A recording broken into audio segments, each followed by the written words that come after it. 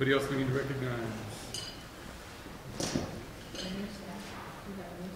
We have a new staff member. Would you like to make the introduction, sir?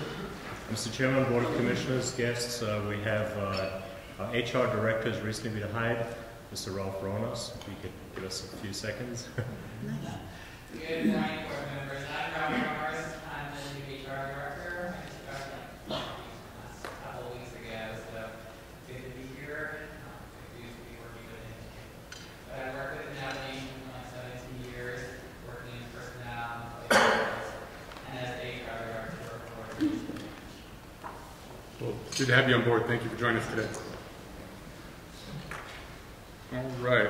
If I get a motion to review and adopt the agenda, please. Motion. Take a second. Second. Okay, it's motion by Commissioner Lee, second by Madam Vice Chair to review and adopt the agenda. All those in favor say aye. Aye. Aye. Aye. Those opposed say nay. Ayes have to have so ordered. The minutes have been previously distributed. I'd like to have somebody make a motion to review and adopt the minutes. Motion. Okay, can I get a second? Second. Motion by Madam Vice Chair, seconded by Commissioner Begay to review and adopt the minutes. All those in favor say aye. Aye. Aye. Aye. Those opposed say nay. Ayes have it. You have so ordered. On to item number 5 on the agenda, NHA reports. We have Lynette Bonar from TCRHCC here to join us. And let's see. We'll go ahead and have to step to the podium, please.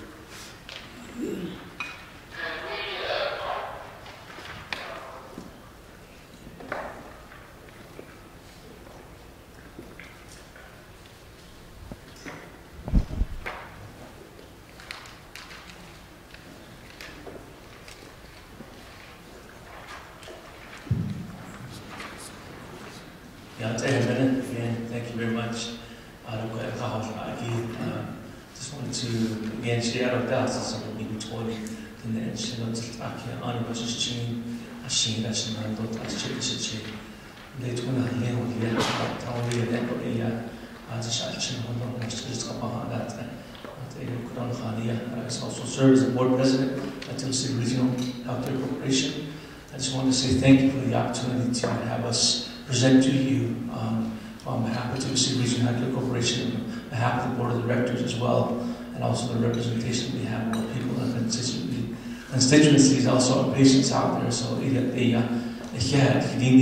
know it's early morning, so it's good to see all of you right at Washington, ready to go. So everything come to you before you, Board of Commissioners, and also your NHA staff as well, to hopefully hear us out on some of the things that we've been working on the last few years with NHA and being a subrecipient to the Capital Independent Living Center as well.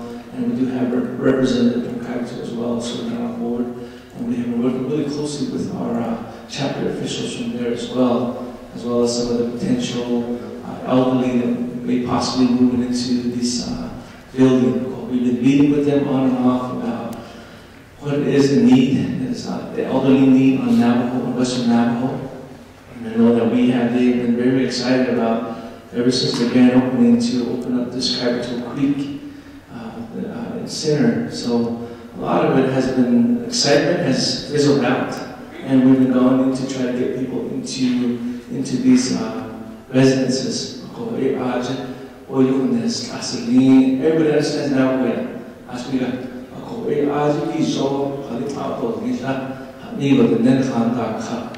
I know Kimberly and I would meet with the chapter officials in Aja. Those we don't sign each other in this. I did also okay. I want as an honor that got it of it. Zola Kishan, the school, Shayton Kishan, Zola, as in Kinfidate, Bishop Hassan, Zinesti, Jiki Aja, Hamas, Kanish Kisitani, and the nomination yet here. Khalid Azor of Nishan Zor Hassan, and that and Car.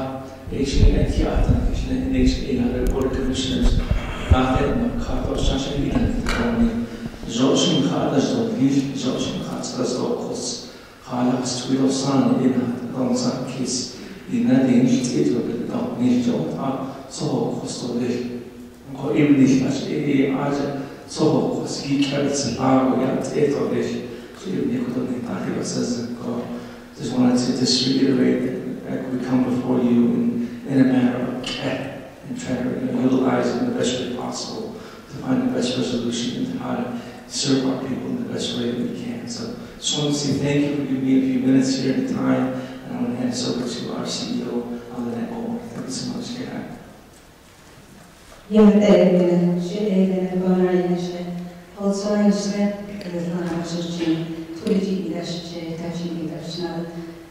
It's good to be here this morning. I'd like to say thank you for inviting us this morning. I have a statement that I'm going to read because I wanted to stay on point and give you some information regarding the project.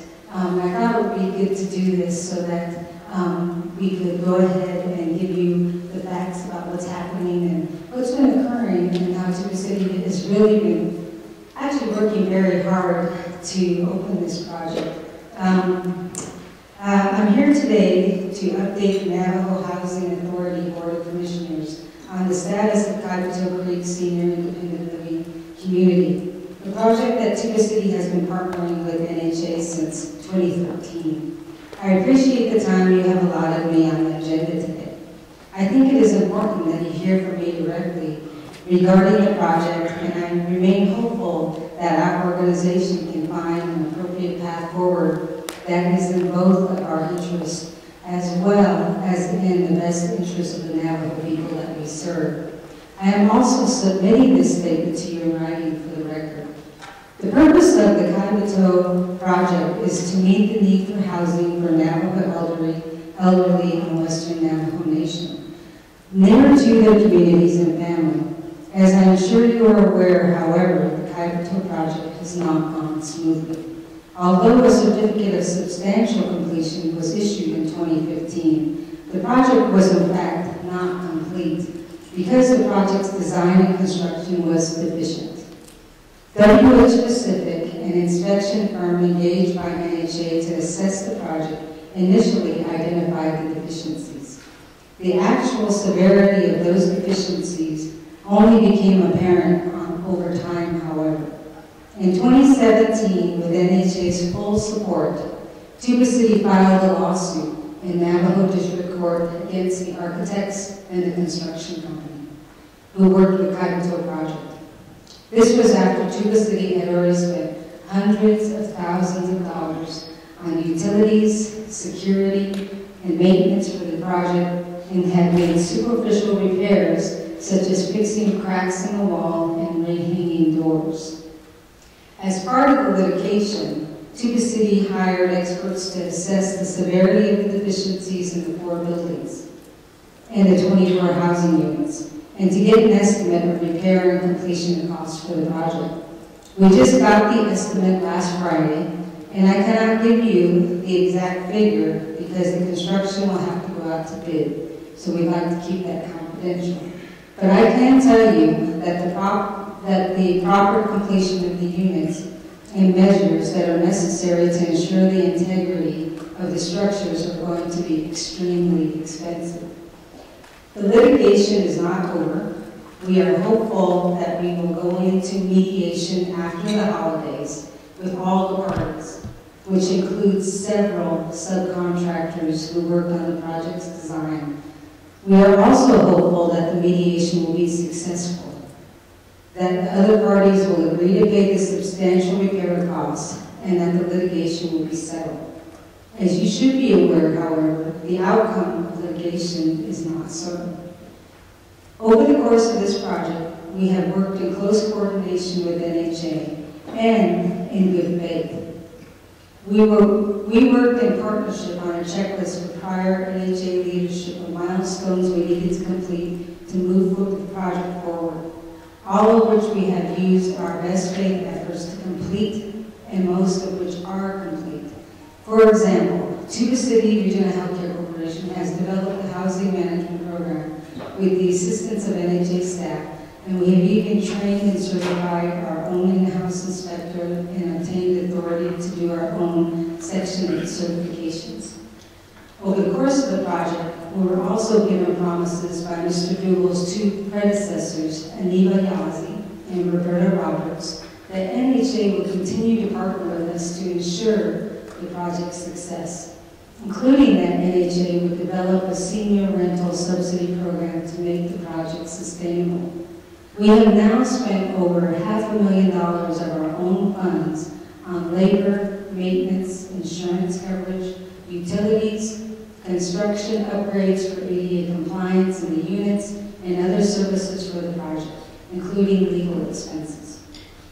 We were therefore very surprised to receive on November 2nd, Mr. Dougal's October 30th, 2018 letter, in which he stated that NHA was going to foreclose on the project if it was not completely occupied by December 31st, 2018. Mr. Dougal has firmly reiterated that position to us at a meeting with Mr. Dougal and NHA staff on November 14th, and in a follow-up letter he sent to us on November 28th. Our initial goal was to ensure the project had safe units to occupy. This has been assured and verified over the past few months. 12 of the 24 units are habitable and can now be occupied.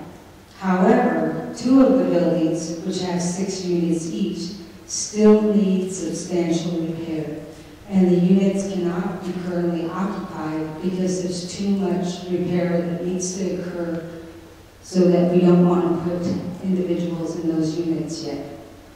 Throughout the project, Tuba City has not been idle and working to occupy the units. As NHA is aware, finding applicants that meet the stringent NHA criteria is not an easy task, nor is finding applicants that have 30% of their income available for rent. Tuba City Regional Healthcare Corporation has been advertising, presenting at community events, conducting outreach to local agencies. We have now gotten 2 applicants who have met all the requisite criteria. Both will move in this coming week. We would, of course, appreciate NHA's assistance for any referrals to get the other 10 habitable units occupied as soon as possible. Nonetheless, we have a looming, seemingly arbitrary deadline for occupancy set by NHA, which is not feasible. So what are the next steps? And I'm going to speak very frankly. As a threshold matter, we are not going to buy the project. As a nonprofit hospital, we are not able to cut NHA a $4 million check, as was offered by your CEO, and we just cannot do so. Accordingly, we see 2 possible future scenarios for the project. The first scenario is that Tuba City will continue to move forward and manage the project with NHA support. We will enter into mediation with the architects and builders and hopefully conclude the litigation successfully.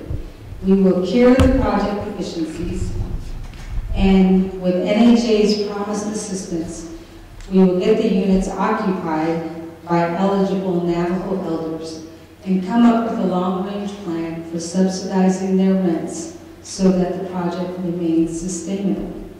The second scenario we see is that NHA moves forward with its threat to foreclose on the project at the end of this month. NHA assumes all of the project liabilities. NHA has the sole burden of occupying the units, and NHA pays Tuba City back the over $500,000 of funds that we have spent on the project to date, including our litigation expenses, all of which was spent in good faith and in reliance on NHA's promises for this project. These are the 2 scenarios we see. I hope that whichever way NHA chooses for the project to go, it is in the best interest of the Navajo people that both of our organizations were created to serve. I'd like to say thank you, Mr. Chair and Commissioners, for the opportunity to present to your board today. I know you have a busy agenda, but I'm willing to take some questions, and I don't want to go over my 20-minute time. Thank you. Thank you.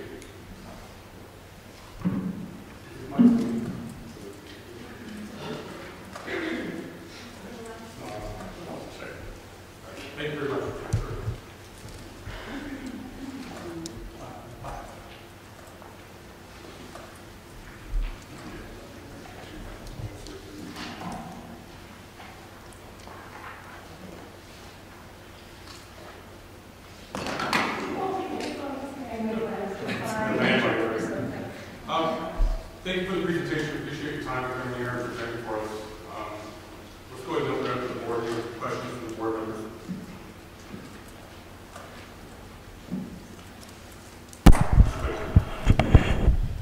What in your recall do you, how much is NHA providing for this project? The entire project amount is $6.6 million, and that does not include the amount that the over $500,000 we put in it, and then to fix the corrections.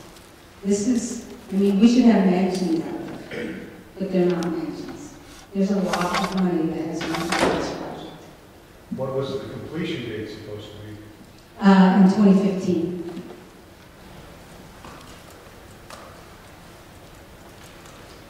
Madam Chair. Thank you, Mr. Chair. Thank you for your presentation and for your report coming out this early. You used the word sustainable. And from what I'm gathering and from what I'm hearing, this project was already doomed in 2015 simply because you had no tenants. Normally you would have all applicants qualified and you know what your need is. The moment construction was completed and ready to go, immediately following people moving in. So 4 years later, you had 2 applicants. So it sounds like there's been a lot of miscommunication, the improper planning, coordination, and that concerns me. Thank you.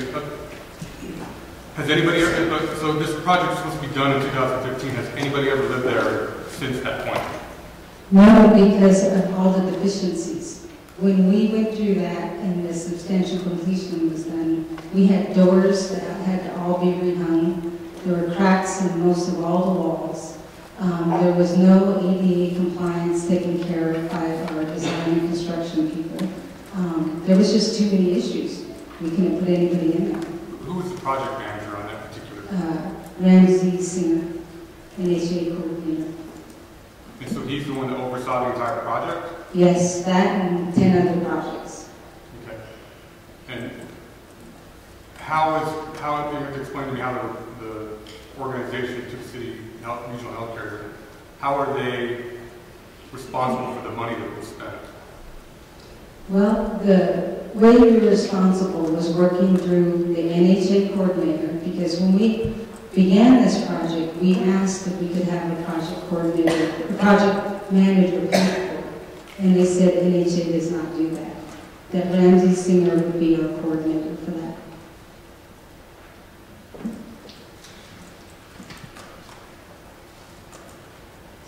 And so when this project actually started, what was the assumption that you guys would operate it as a elderly home that would pay for itself? As an elderly community, and at the time we were talking to your CEO, Anita Yazzie, and she was going all along with us that you and we would partner to go forward with a subsidy for elder programs. See, what the main assumption was that right now on Navajo Nation there is no senior community housing program, and that was the whole purpose of this. And it was explained very well to Ms. Yazzie, and there was nothing that was hidden. This wasn't something that we didn't think that we could do with NHA. I think NHA's only authority is for housing. So when things are built on Navajo Nation, everyone has to come through NHA. So when senior programs or any program is taken forward, we talk to you about that. And that was even with the prior Board of Commissioners. So when we presented our project to the Board of Commissioners that was here, we were given support that we needed elder communities on the Navajo Nation. So it wasn't a surprise what we were doing in Kaikato. So who do you believe is ultimately responsible for the project? Who do we believe? I believe Tuba City and NHA. Okay. Because we were not the ones that got to oversee the project personally. It was the NHA staff working with us. Okay. From the board standpoint, we're sitting here right now, we have to look at the documents that have been presented to us, the resolutions that have passed and some that have been denied in the past. And what we said in our email or letter about a month ago is that we're wholly committed to honoring what NHA has done in the past as far as what we've signed as an organization, whatever the previous board has done. We'll be, going along with those resolutions. But the one that was asking for additional funding as a subsidy that was turned down by a previous board indicated that there was an understanding that NHA wasn't going to subsidize this particular project with operations and maintenance types of funds. I guess in the spirit of, we're talking about where do we go from here. Obviously, there's been a lot of promises made that weren't put into writing. We can only rely on stuff that's been put into writing. And what I've seen so far is a timeline where my understanding was it was green-lighted in 2012. It completed in 2015, and it's been empty since 2015. And from our standpoint as a board, what we're up against is federal regulations that state that these projects need to be completed and done and occupied within a certain amount of time. And so our biggest concern is we put $6.6 million into this project, and it's going to get collected on. And that's where we have the biggest issue. And I understand 500,000 is a lot, so is 6.6 million. And so what we're trying to do is come to a resolution where we need to get these things occupied. I understand that litigation and the legal matters go back and forth for a certain amount of time, but we're sitting at approximately 3 years that the place has been empty.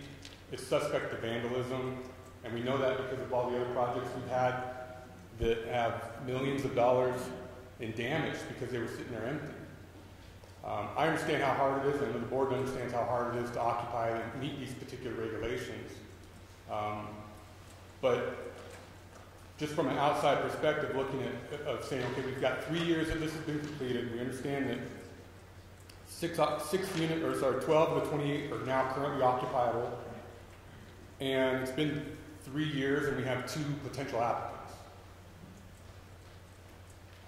I'm not saying it to be flippant, but what I'm saying is when HUD looks at this and they look at the regulations, they say, nobody lives there, we're taking the money back.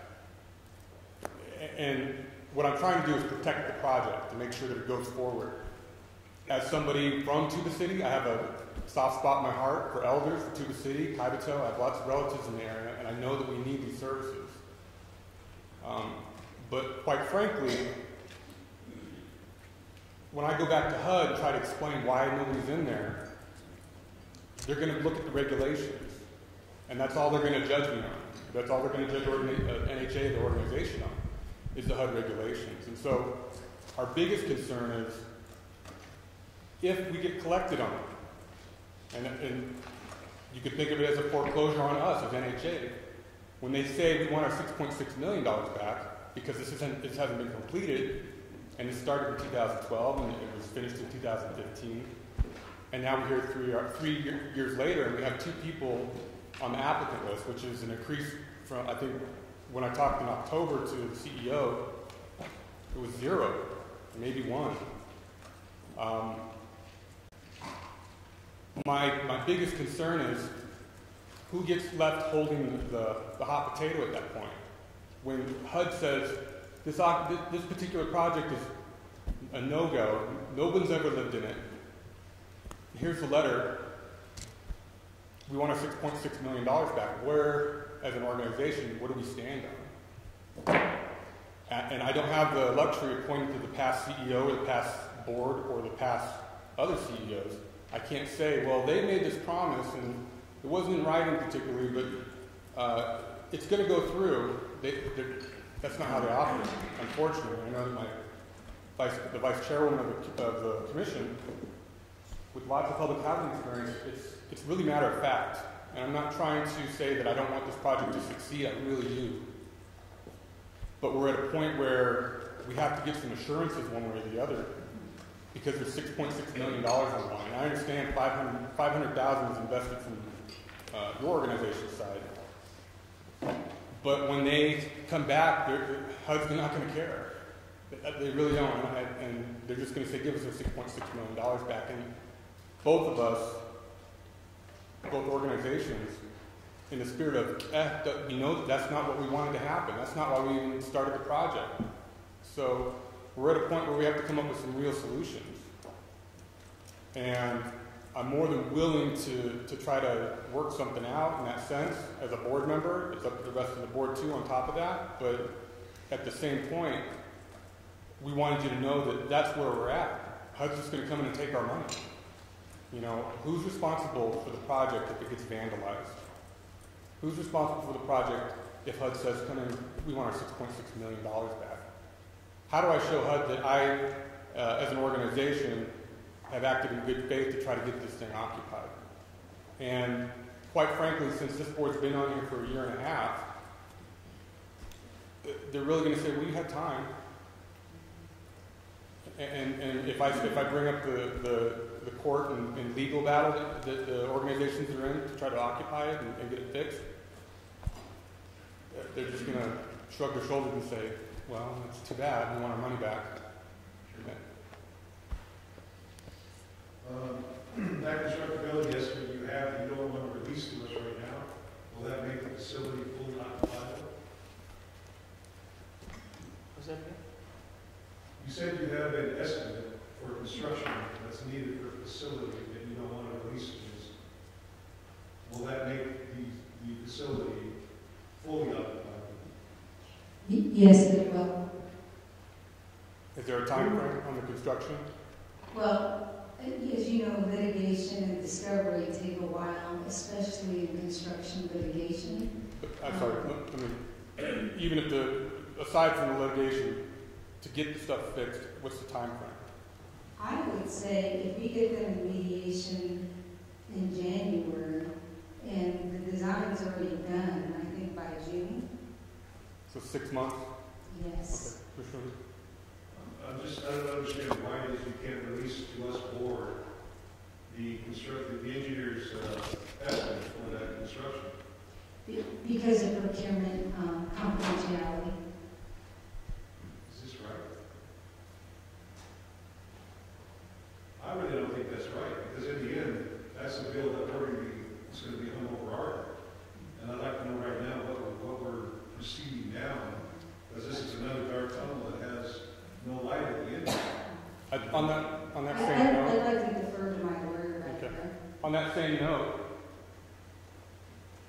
you stated that you think that we're both in this together, which I agree we are, and to many different degrees, we're in this together. If it's a cooperation, then there's got to be some, transparency there as far as knowing what we're getting into. Up until this point, as a board, we're sitting here saying, well, we've got 3 years that's been unoccupied, and we have 2 potential candidates, and that's tough.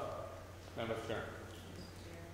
I disagree with you on partnership here. I think our partnership is more of an oversight entity over the actual legal entity that is the nursing home. NHA is definitely not in the business of elderly care or nursing home management. So you're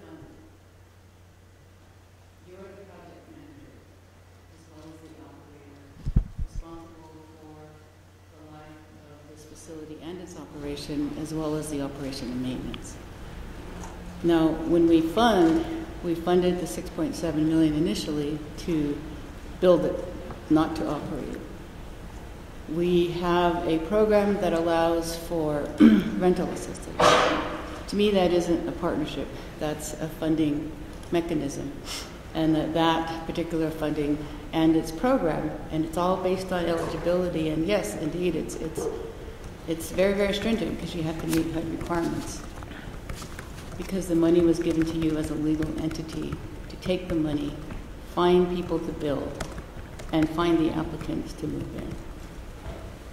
So I think that there's a little misunderstanding on what that partnership is. I think we need to make that clear.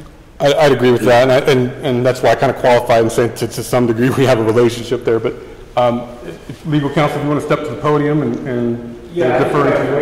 Okay, good. The concern is the maximum feasible price under the Navajo Business Opportunity Act. That has to remain confidential before procurement. We have absolutely no problem submitting that figure in confidence to the board, and we can do so at any time.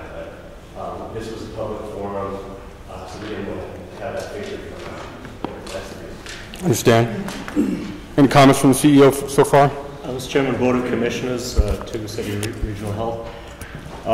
In our meeting in November, I was asked a question, I think, by the council. Do you need all the units occupied by the end of the year? And my answer was no, as long as we see progress, particularly on the units that are available for occupancy. My understanding in that meeting was 12 units since 2015 have not been in dispute. They have been ready for occupancy since that time. And we were discussing some progress towards those units being occupied. Not that there was a firm deadline, every unit had to be occupied by the end of the year. But I think also in a conversation after that, I reiterated that all we need to see is some progress. And, that was our position. So, I mean, if we took 2015, those units weren't occupiable. Okay. They had doors that were all cracked and walls that were all cracked, and the cabinets didn't even fit, and it was just, it's a mess. So I would think that the 12 really could have been occupied probably starting this past summer after the 12 units were fixed, without going in there and patching and fixing walls and hanging doors and making sure that we had the ADA and audio-visual rooms available for our elders. And this isn't an elder care facility. It's for independent living. It is an elder. We want it to be a community for anybody over 55, disabled or elder. But there's no health care going on there. Tuba City's #1 reason why elders get admitted to the hospital is because they fall.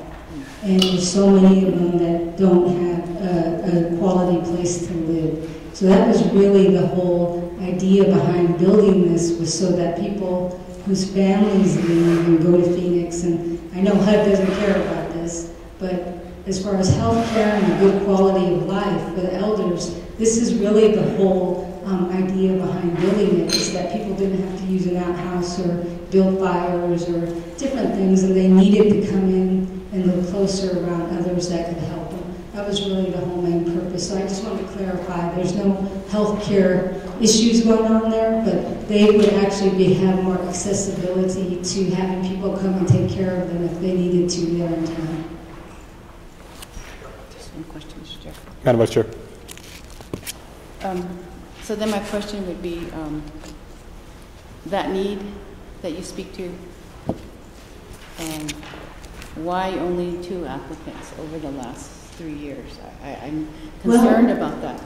Well, we aggressively started advertising and getting all this done within the past 6 months, mostly because we couldn't promise somebody a place to live when all the repairs weren't done. So, and also going through the litigation, the actual assessments of all the houses had to be complete, and we had to really make sure which units we felt safe that we could have people live in. And it wasn't that, I mean, we could have tried to get applicants 2 years ago, but usually when people need housing, they need it within the immediate future. So that's kind of part of the timeline why that occurred. Thank you.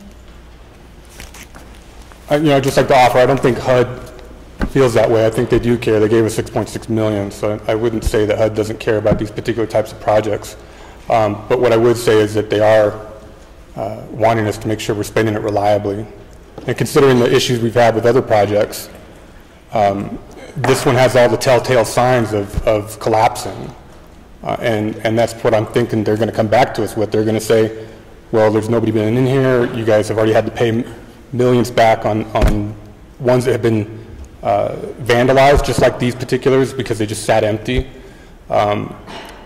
We're very amenable if we think there's a need there, but I think you're right. I mean, that if you've only got 2 applicants over the last 6 months, that doesn't necessarily indicate that there was a huge need.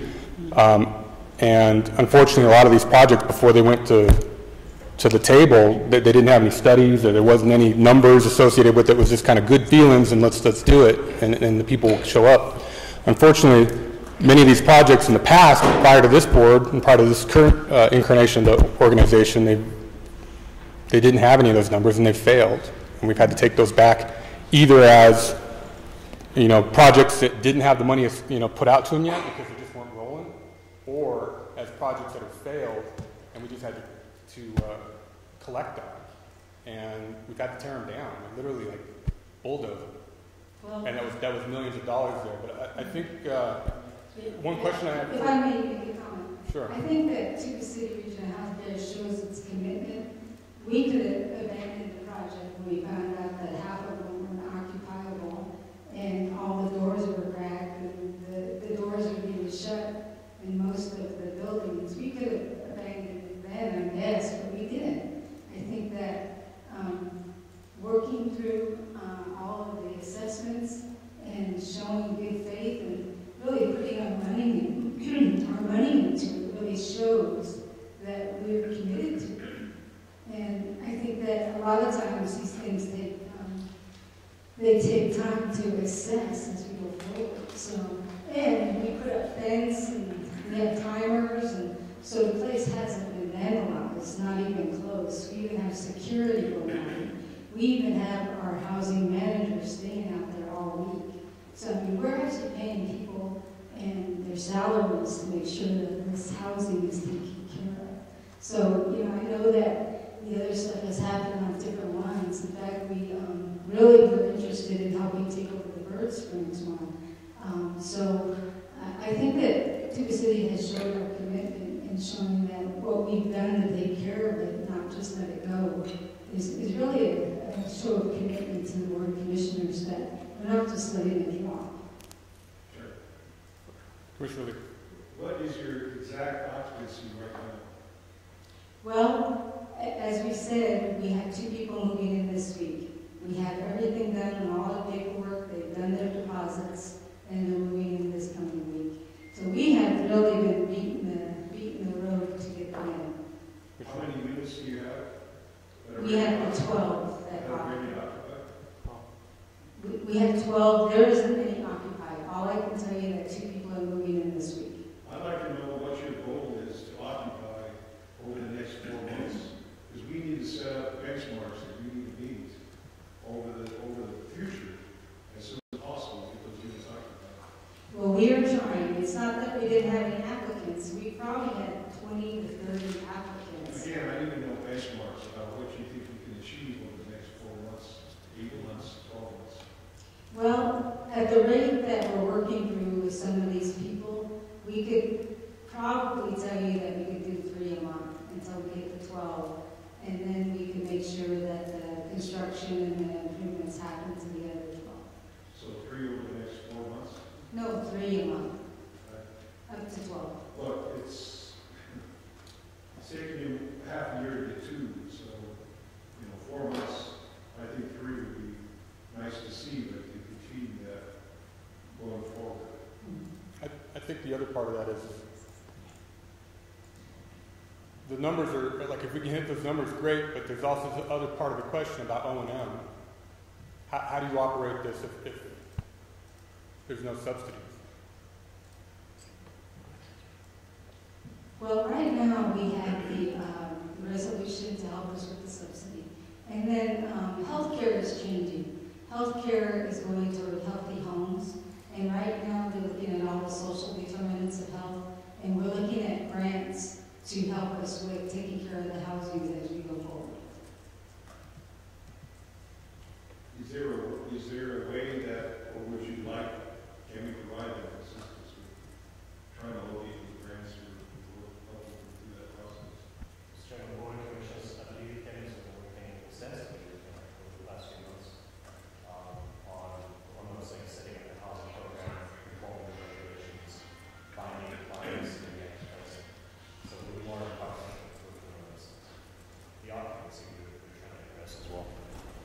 Chairman, for my part, I'd like to see us have these benchmarks in place with the understanding that we're going to work together as much as possible. Maximize what we have available in NHA to achieve the benchmark goals that we have in place to get that fully occupied. Because, again, I appreciate the commitment that comes from Tuba City, and understand as a board that we're having to deal with past projects that have failed, and we're having to deal with many millions of dollars paid back to HUD because of those failures. And we're trying to go forward with a better mindset about what it is we actually need and what we can provide money-wise and what will be achievable by the groups that come to us and ask us for those funds that we're going to partner with to make sure that we can succeed. So, I just want us to work together as best as possible to achieve its success in a shorter time frame. Over the next 4 months, maybe another 1, 2, or 3 people in there, and then continue on that path, and then keep us apprised of what's happening on the legal side so that we understand how things are progressing, and then we can make a report if needed to HUD about the progress that you're achieving. Madam Vice Chair. Thank you, Mr. Chair. So I would be interested in your O&M budget. Because when you say subsidy means that we supplement some of it, but not all of it. So that difference is in your ballpark, which to me means commitment going forward. So if we could take have a look at what that is and be assured that you have the O&M, whether you have it now or you're going to get it through grants, but I think going forward, that tells us that not only are you committed, but you have the ability and the means to maintain and operate into the future to meet this need. I think before you answer that, just to add on to that, the first question is, are we part of that lawsuit, NHA? No, we had informed the prior CEOs, and we were just informing them of it, but they had never, requested that they be part of it. I think that's why we wanted to bring that to you also, is to see, how we keep you up to date. Do we do this in executive sessions and just kind of give you an update on how that occurs? That was a question actually by our legal, is to assure that we talk to you about that. I think that with the recent communication with your CEO, I think the immediate concern was having this taken away. I think that the next step was also to continue this partnership and come talk to you and see how you wanted to work forward in communicating the litigation and how we need to keep you involved in that. But as far as the O&M, I think that just telling you that we spent over $500,000 in different amounts, we already have it broken out about what we've been paying over the last couple of years with insurance and utilities. We've had our utilities on ever since it's been done. So when we were asked, well, you guys just let it get all cold and nothing's there, and like, no, we've had everything going. It's been warm, it's been cool, it's everything it needs to be. So we do have a 5-year projection plan on our operating budget if you need to see that. And we could share that with you. But we feel that we've been pretty committed paying our bills and making sure it has insurance and different things like that. I think that, the fact that we're not on that lawsuit as NHA, I think that reiterates Madam Vice Chair's point that there's a relationship where the oversight, you guys are actually responsible for the project itself, and we're the funder in the sense that we've allocated those funds and we're here to make sure that they adhere to federal regulations.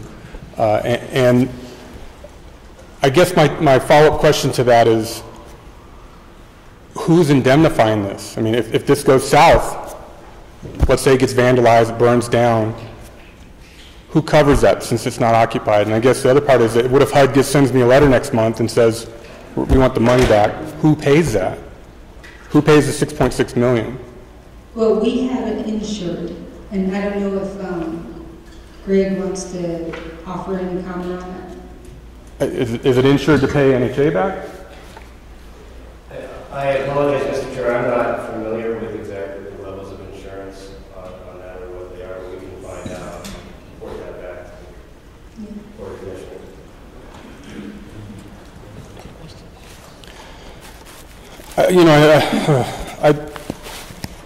I love projects like these. I mean, I think they're great. I think they do a wonderful service. It's just that this timeline is set up to where we have to finish this out. I mean, the timelines are there, and they're such because we're running out of time. I mean, that's all I can really say. They're going to try to recapture. And I wouldn't think of it as us foreclosing on this project. I think what it is us having to take the project over, because, like you said, you could walk away and just abandon this project, but we're still responsible as a TDHE and as the people that guaranteed to the federal government that we would spend this money correctly. So regardless if you walked away in 2015 or if you walked away now, the NHA is still responsible, and we will continue to be responsible for the next 15 years. I mean, I don't know that they've started the timer yet because it hasn't been occupied. But in the spirit of, what would you recommend us to do, knowing that we have $6.6 million on the line that potentially could be taken back? I mean, I'd like to hear your thoughts on that. Well, we gave you the two scenarios there, and we'd like to work together, but, you know, as you expressed, you have your own, you know, responsibilities and authorities just as we do, you know, being a healthcare organization. And I think that's really up to what the Board of Commissioners wants to do. We just thought we'd come here and present our current status of what's occurring, and let you know we are committed. I think that, you know, in that statement, it really does tell you how committed we are. And our housing manager has been, I think he's been working on this 90% of his time over the last 4 or 5 months to assure that we have everything in place. But it's really up to the Board of Commissioners. I can't tell you what I think you should do because you have your own accountability. Like you said, you know, you're responsible for a lot of things in the Navajo Nation. And, you know, that's why we brought everything to you. We have, according to us and what we can see, there's 2 ways to go. Mr. Curley? Thank you. Again, it's this case, but I was just thinking as the discussion goes on, how do we do this? I know on behalf of the City Regional Healthcare Board of Directors, we're going to be responsible for this project. It's pretty much how the community sees it. Is that we don't want to end up, you know, have it put to the back and have it delayed another 2, 3, 4 years. Other than they have to cut and start saying, well, they're not using it. Don't you that's either. You know, start getting into it, evangelizing it. I think of a lot of the scenarios that we have is working together and looking at how do we occupy this. It's just not that we can't do it. It's that our elderly are very, very protective of their money. But basically, they only get a certain amount. They don't want to spend so much of it towards rent. Okay, we get a lot of applicants, and I talk to a lot of elderly from my community at Tunalea, which is about 20 miles from Kaibito. We talk with the Kaibito elderly as well. And based on this, these circumstances that we have with NHA, we have NHA housing in Tunalea, Tuba City, and all the communities, and some of them only pay $1. Some of them only pay $10 based on certain criteria that they have. So we're over here trying to tell them that we have units over here, but they have to pay $200 or $300, whatever it is going to be. So that takes them out. I don't want to do that. I really live in a sheep camp. It's just a place of haito lang. Toda kenda jilera. Shimayas mudej ogan. Asha pesan metle. That's what they're used to. That's what they want. Everything now is really difficult to pull. So intentionally, they don't put their phone number on there, or they don't put their social security number on there. So when you go back to them after they do their own investigation on how much is done, how much we paid, they won't share with you. Is the response that we get. So that's really important. How can we get that subsidy out there to them to help out our elderly? So we can help them minimize how much they pay. Because there's a standard that's already set by NHA on this low-income housing, even in capital area, in Tony area, that some of them, they literally pay rent-free. As that to the hospital, to IHS, whatever it is that they get, they have to move into a new house for $300 at least, maybe.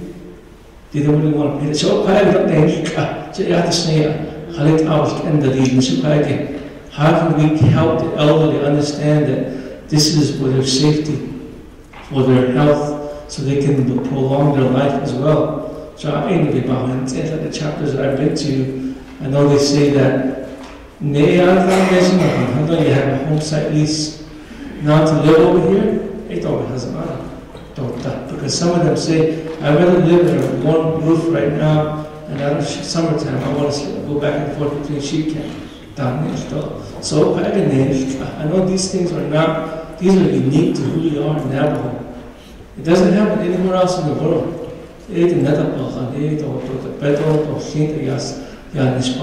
So these things I've just been thinking about, listening.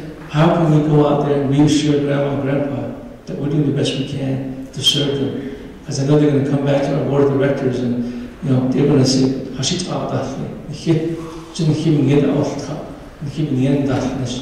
what they're going to say. That it's our responsibility to figure this out. And I know that we'll do what we can as board of directors to go back out to our constituents and patients and reassure them why. This is for your own well-being. And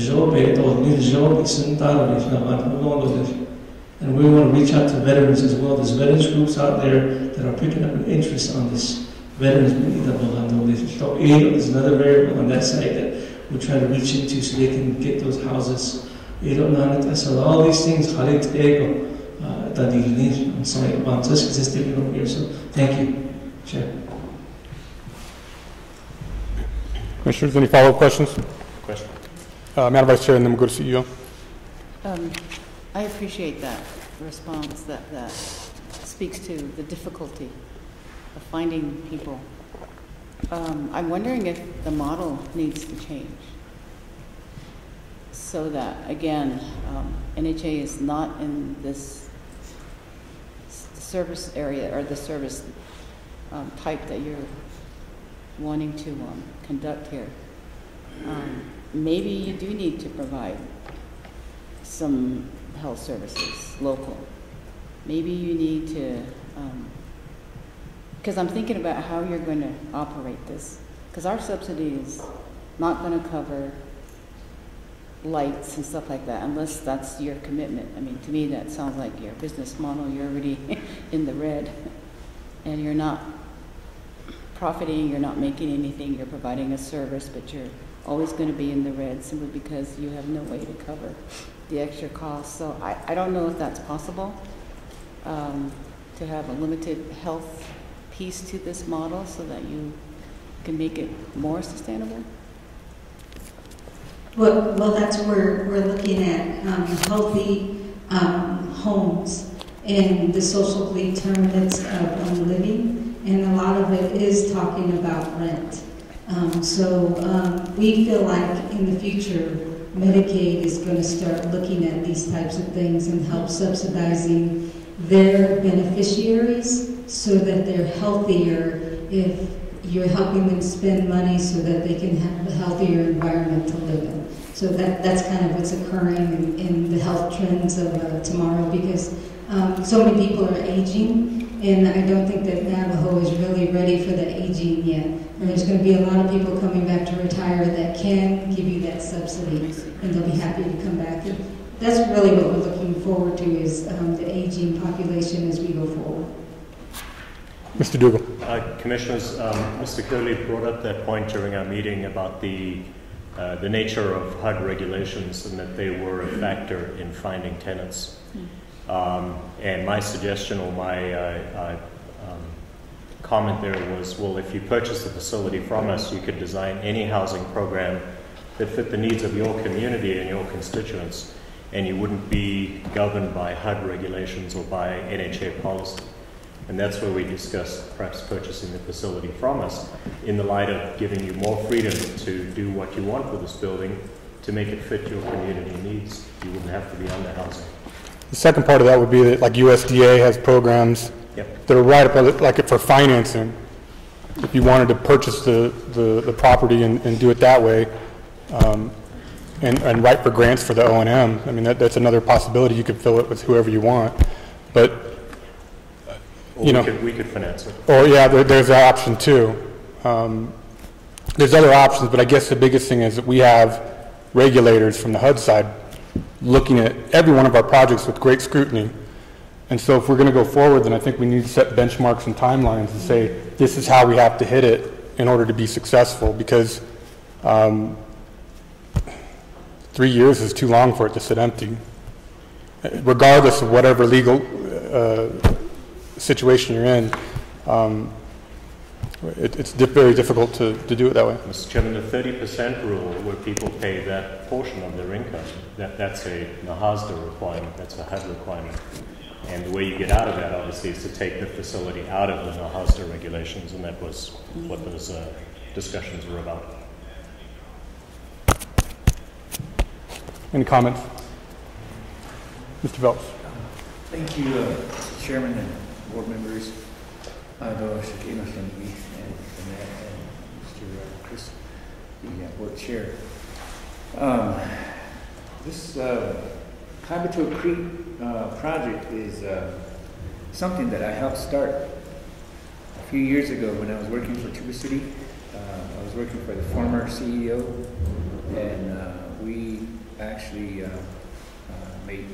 began this conversation about a vision that we felt like was a need, a real need in Western Agency and throughout Navajo Nation, which was the intermediate, I guess, care for the aging population, which is before you get to nursing home level care. There's this level of care where you're still independent. Elders are still independent. They can still do a lot of things, but it's best. It would be best if they were in an environment where they had some level of oversight and maybe easier access to medical care. So that's how we envisioned this, and we actually envisioned a nursing home. We still, and I think Tuba City Hospital still has that vision for a nursing home, which is the higher level of care. But this intermediate level of care would become a feeder to the nursing home later on. So what we envisioned was if we could build several of these independent senior living units throughout different chapter communities, and then let those become feeders into a nursing home, so that the vision for a nursing home is still there. It's still there. There's still a need for nursing home level care, but that's a higher level care where you have to have nursing, has to be closer to a hospital, and easier access to a hospital. But the independent elder care, it's for elders that can still function and still do a lot of stuff that they can independently. And so I think this is where we felt like it would be easier for NHA to be a partner and help develop housing and for this population. And so I feel like that vision is still there. That vision's not going to go away, because ever so often I still get constituents of mine that are elderly that say,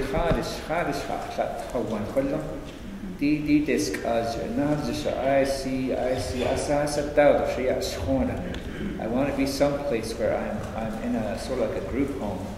And I think that's the intent here, is to provide some level of security and safety for elders, especially during the winter months.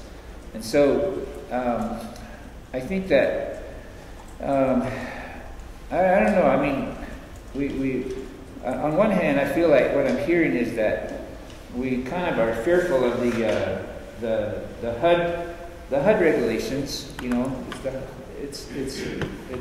money's coming from them, and so they're kind of controlling us and the way we need to do things down here. I just feel like there's a need for consultation right here between us and the federal agency. So how can we do that? How can we sit down with the federal agency and say, hey, this is a particular area of need that we're trying to support, and we need you know, the federal government to be able to stand beside us in these endeavors. And then even on the Navajo rules, you know, that's another area where we need to maybe sit down and have a negotiation with them and say, you know, we're working with real live people here. What's this 30% issue? I mean, I don't understand that. I'm not, you know, maybe it makes sense to you because you use it, but to me, it's like, what I hear Lynette saying is it's very stringent. And that's one of the reasons why they only are able to recruit 2 people in 6 months. Because it's a stringent process. Well, what the heck? Let's go to DC. Let's have a sit down with HUD and have a discussion with them. That's why I'm your councilman. That's why we're the oversight. Make use of us, you know, because we don't want these projects to fail. We don't want you sending money back to HUD. So I still have time, you know. I still have energy. So I'm happy. I'm happy to jump on a plane tomorrow and let's go knock on their doors. So, I mean, I don't mean that to say unkindly, but to make a point, you know, that's what RDC is there for. That's why RDC is your oversight. So if we don't understand that this is going on, I didn't know this was going on. This is the first time I heard that this was what was going on. So it's sort of frustrating to me because these homes should have already been occupied by now. If it wasn't for these little hurdles that our people have to go through. So,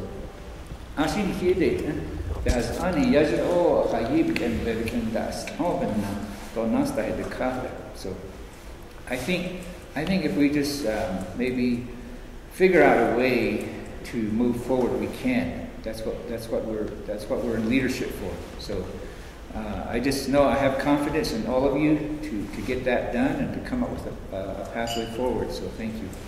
Thank you, Honorable Phelps. Appreciate those words. And at the end of this term, I really just want to say thank you for all your leadership over the last year and a half for us, and you've definitely been a resource in helping us advocate at the DC level. So it's much appreciated. Sure.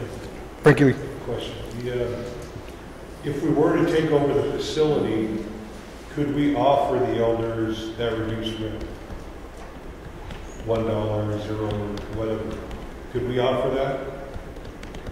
But knowing that all the healthcare stuff would be under some other agency, IHS or whoever, they'd have somebody coming and checking on them occasionally, and you know, some kind of.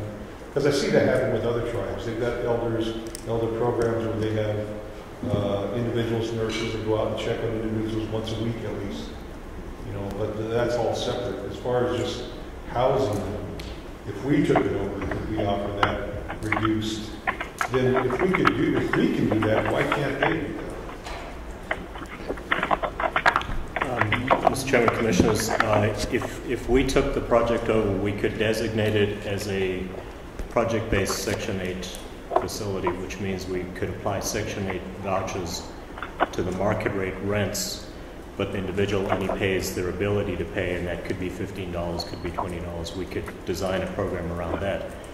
But for us to designate an outside entity as a project-based facility, it requires secretary approval, and that's a very, very difficult thing to achieve, especially in light of the current secretary. I'm not saying he wouldn't do it, but it's an approval process. There is no secretary. Secretary. Oh. Big secretary. Wrong department. Yeah. So we would probably design it around a Section 8 based project if we were the owner. Yes. Then we could offer zero rents. Is there some other option for them to do something with that same program? Because that seems to be the main aim. They don't have the people coming in because of income. Well, and that was my understanding, that that's why you guys are operating off the grants. You could subsidize it if you were working with Kim and writing grants. You guys could do that. You could offer those same subsidies as an organization in the same manner we offer subsidies too, on top of other situations for grants that we write for. Sure. I think we need to come up with a solution at NHA for this situation. Okay. And something that we can use to pursue the goal that the councilman here had started, where we could use that across communities across the nation. So an elder program. Okay. Yeah. To the board director, Mr. Curley, is the organization, is your board amenable to working off of timelines and we set benchmarks for particulars on occupying a facility like this? Yes, I think so. We can work together and make this happen. Is your board willing to indemnify NHA in case it gets vandalized? Yes, We can't commit to do that. Okay. In the program that you guys are all referencing, Section 8, Project Subsidy, that's what we had talked to Aniva Yazi about. And she said, I think we could do those, but I just need to do the education for my Board of Commissioners. And that's really was the goal, was to look at that Section 8.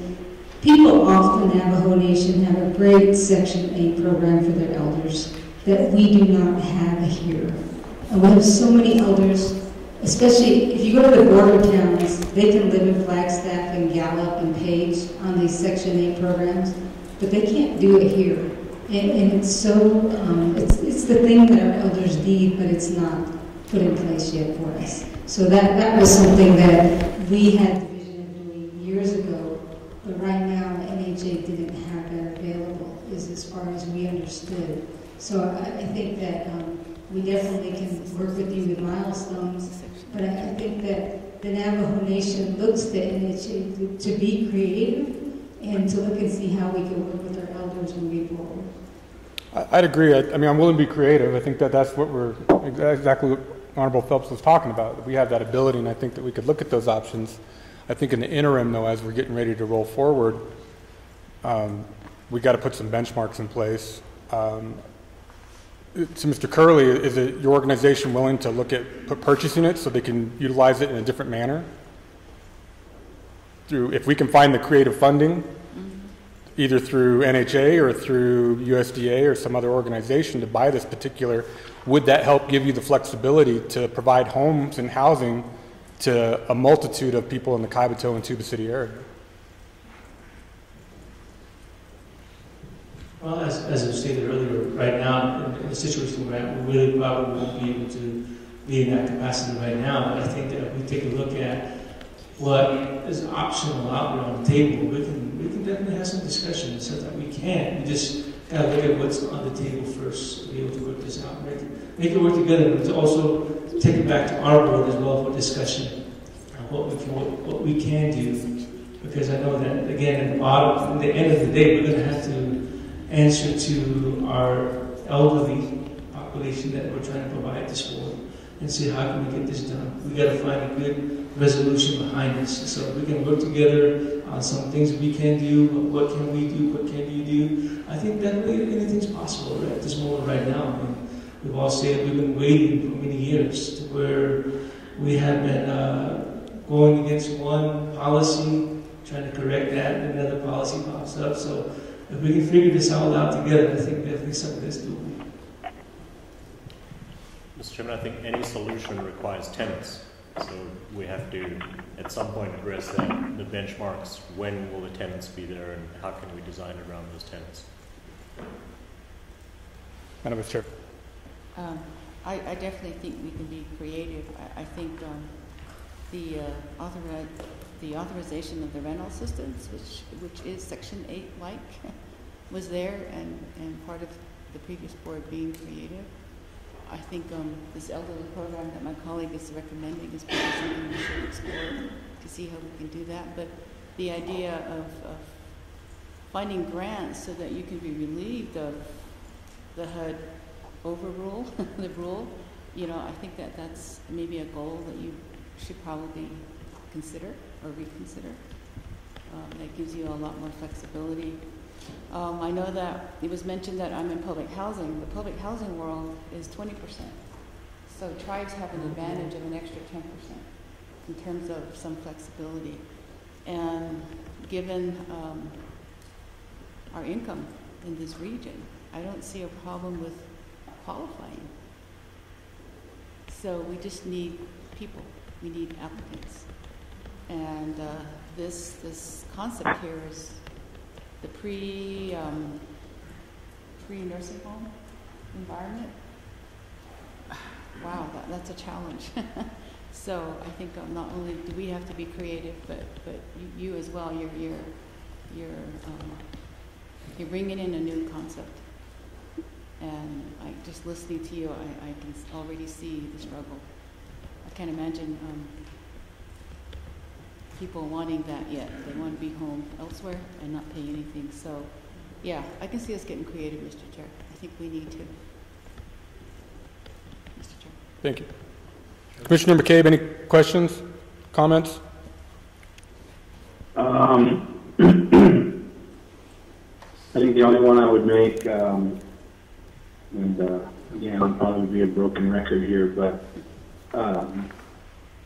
I'm getting a little. It's growing. It's becoming very taxing on me personally to hear these communities that have been told things by the prior board, and clearly, what is a well-intentioned project is something that this current board is having to deal with because nobody ever considered or explained HUD rules and what can and can't be done. I mean, Delegate Phelps himself said he didn't, this is the first he's hearing of this.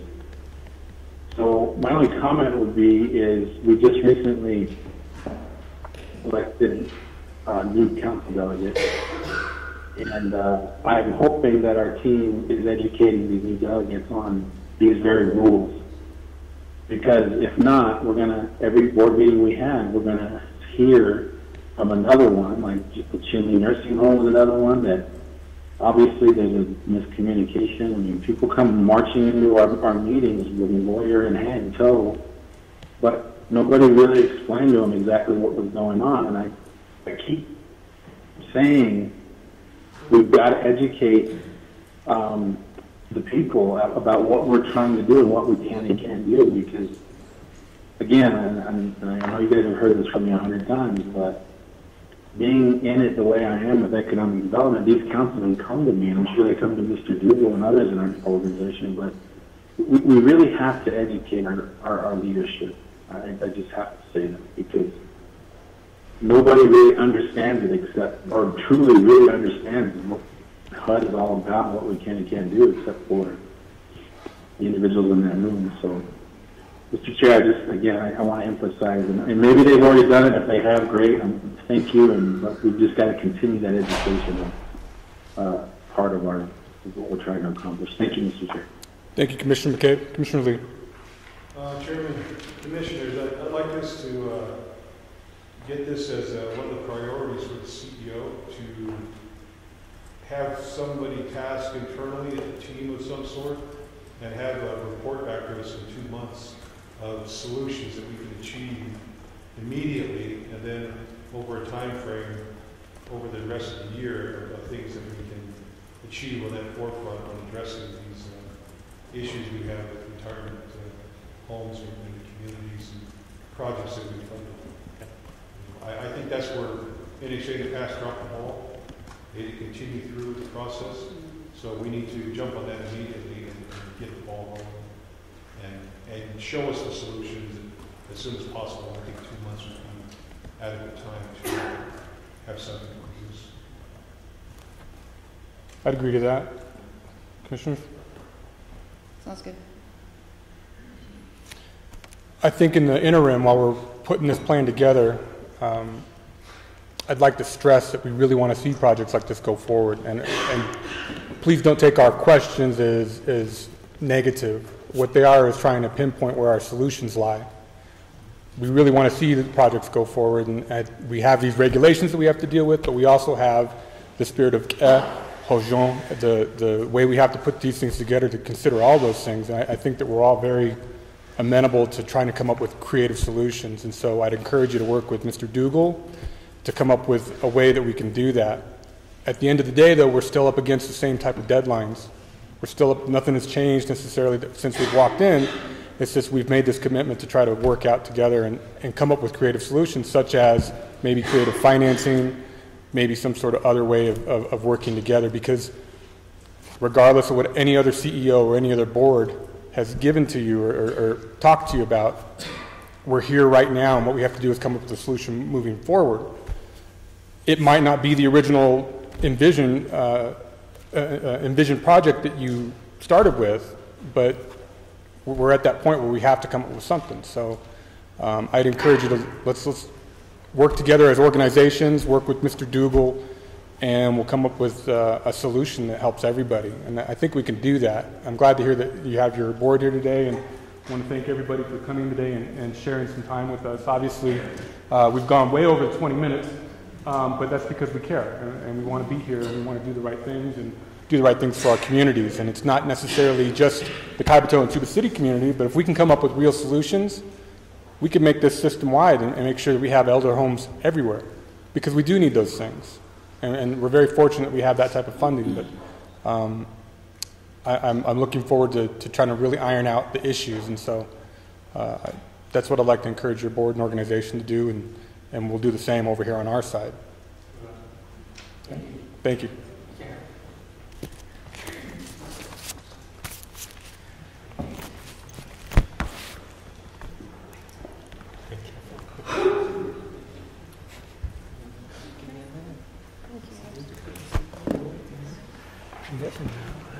Thanks, sir. Appreciate it. Thank you for coming. Thank you.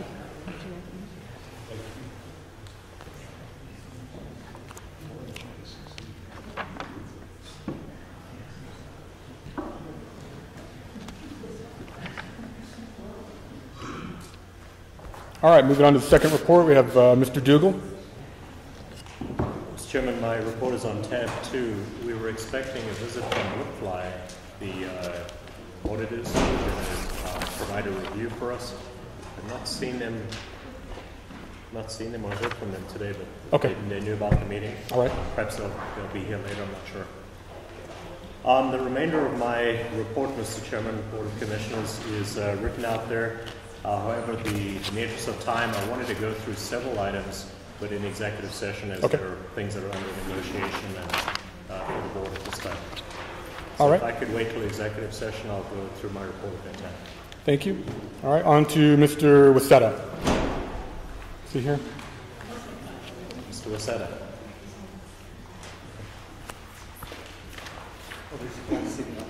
Oh, he is. Thank you so much. Thank you for coming.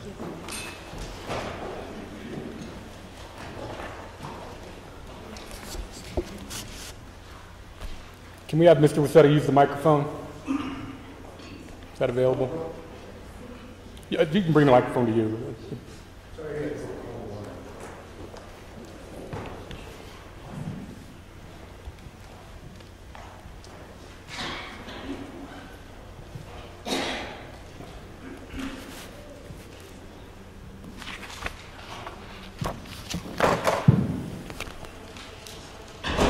Good morning, Mr. Commissioners and Chair and Commissioners and staff.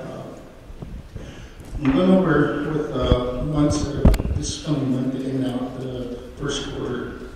With the first part of it, I have in the block grant is we're always looking at the forefront of what clients are coming through with processing for our Indian housing plan. So one of the things that we've seen increase in the last 6 months is home ownerships. We have a little over 138 individuals on our clientele list that we're processing through scatter sites. It's either between Southwest Indian Foundation through NHA reservation wide. So With the environment gives you kind of an idea of what we're processing. These are clients that went through the whole environmental review process to have their projects go into the actual process of construction. So in the Housing Authority, we had 4 final reviews finalized, approved through the President, 3 through Southwest Indian Foundation. And this right here is a whole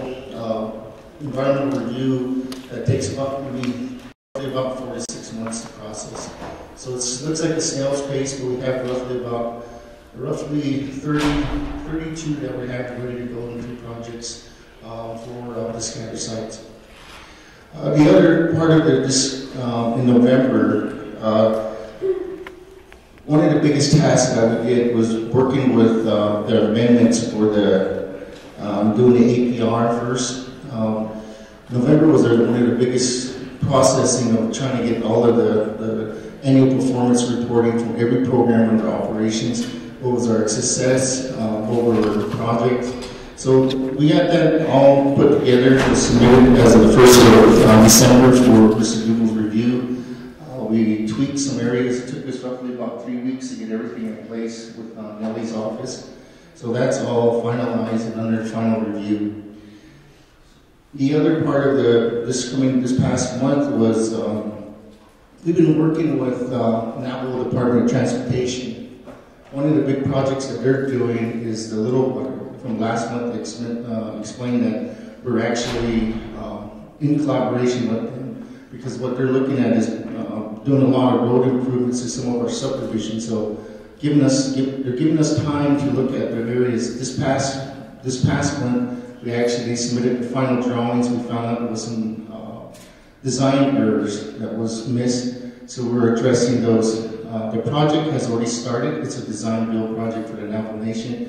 So they're coming into the tail end, trying to resolve that into Little Water, the chapter. Little Water is one of our proposed tax credit projects that we have. So the collaboration helps us out in terms of our application submittals because we're utilizing other organizations to help the community. Another part of this past month in November, we retained Ms. Laura Frall. She's a tax consultant. We went through several different areas of possible projects within within the 3 states, Arizona and New Mexico. One of the things that we looked at was the New Mexico tax credit because we had several projects out there that were already in design. We would, by the time the award would come through, if we're successful, we would be ready to jump because there's a strict timeline with the tax credits. So we picked 2 projects in New Mexico, Eastern Agency. One's in Crown Point and one's in Little Water. As we went through the Arizona portion of it, we had a couple projects there. We looked at the apartment buildings, we looked at the HOP project, and then there was another project that were a new development site. But as we went through the requirements for the tax credit, Arizona has a Navajo Nation clause in there regarding the lock system. It says if the tribe has more than 3 times their available funds, they would not be eligible for a tax credit. So we basically just focus on State of New Mexico as the first 2 projects that we're going to proceed with Housing Authority. And those packets are being formulated as we speak. We have the 2nd week of January is when we want to submit those. We did a request for our title search through RTO at Albuquerque. So we're working with the Bureau to get the title paperwork in place, all the documents so we can put the submittal together. The other part of this month was one of the biggest challenges and pushes that we had. I worked with, in conjunction with putting out the vacancies. We formulated the hiring. I think this is one of the biggest pushes, redeveloping the temporaries to do the move-out repairs. So we did it. We put together the budgets, laid milestones, timelines for the maintenance program, which we have currently. We had a goal of 255 employees we were looking at. As of within 2 weeks ago, we hired roughly 45, but we still probably have handfuls that we're still need to process. But the projects have kicked off already. As soon as the individuals are hired, we're putting them straight to work. Our supplies have been established, so we have key areas all over through the 15 areas. So coming this in the December report, you'll have the milestones, you'll have the actual occupancy rates of turnover. And this was in conjunction of working with between Ms. Duncan and Mr. Roletto, setting up a plan how we're going to get, once they're filled, how we're going to get them occupied. So there's a preliminary draft of how we're going to do that. It's all put together. It's in a handout. We can go into more detail later. But that push for hiring of Navajo individuals is in progress. Also, too, this month we've actually put in, because of what we're doing, the magnitude of the vacancies. What we did was we went out and did some field verification with the testing of the limbs, so that the maintenance guys can actually have. We have some maintenance supervisors that have tablets and phones, so we got everything to work. We're testing it out on the accuracies of what is out there, what is burned, identifications with the GIS. I know some of you guys received that fallback. We went back and seen if you guys have still received that information, because it'll be on a daily reporting aspects of it within the dashboards. The other part that with this month, we did a dramatic change. We went through all our financials, project financial summaries, and put projects that we're going to push through for the 2019. With a lot of the staff's help and the whole organization, we came down to projects that we're going to be put through and managed within this year after we do the 2019 amendments. There's some projects that were added or some projects that were put back to a smaller scale, but the projects that we identified are the ones that are more confident that we're going to move through with to be successful. So that's going to be coming forward later this morning for the amendments in the 2019 9th Street.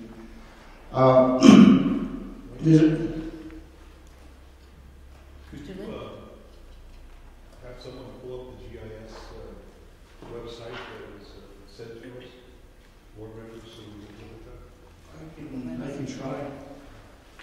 If I can, depending on the bandwidth here, we can try.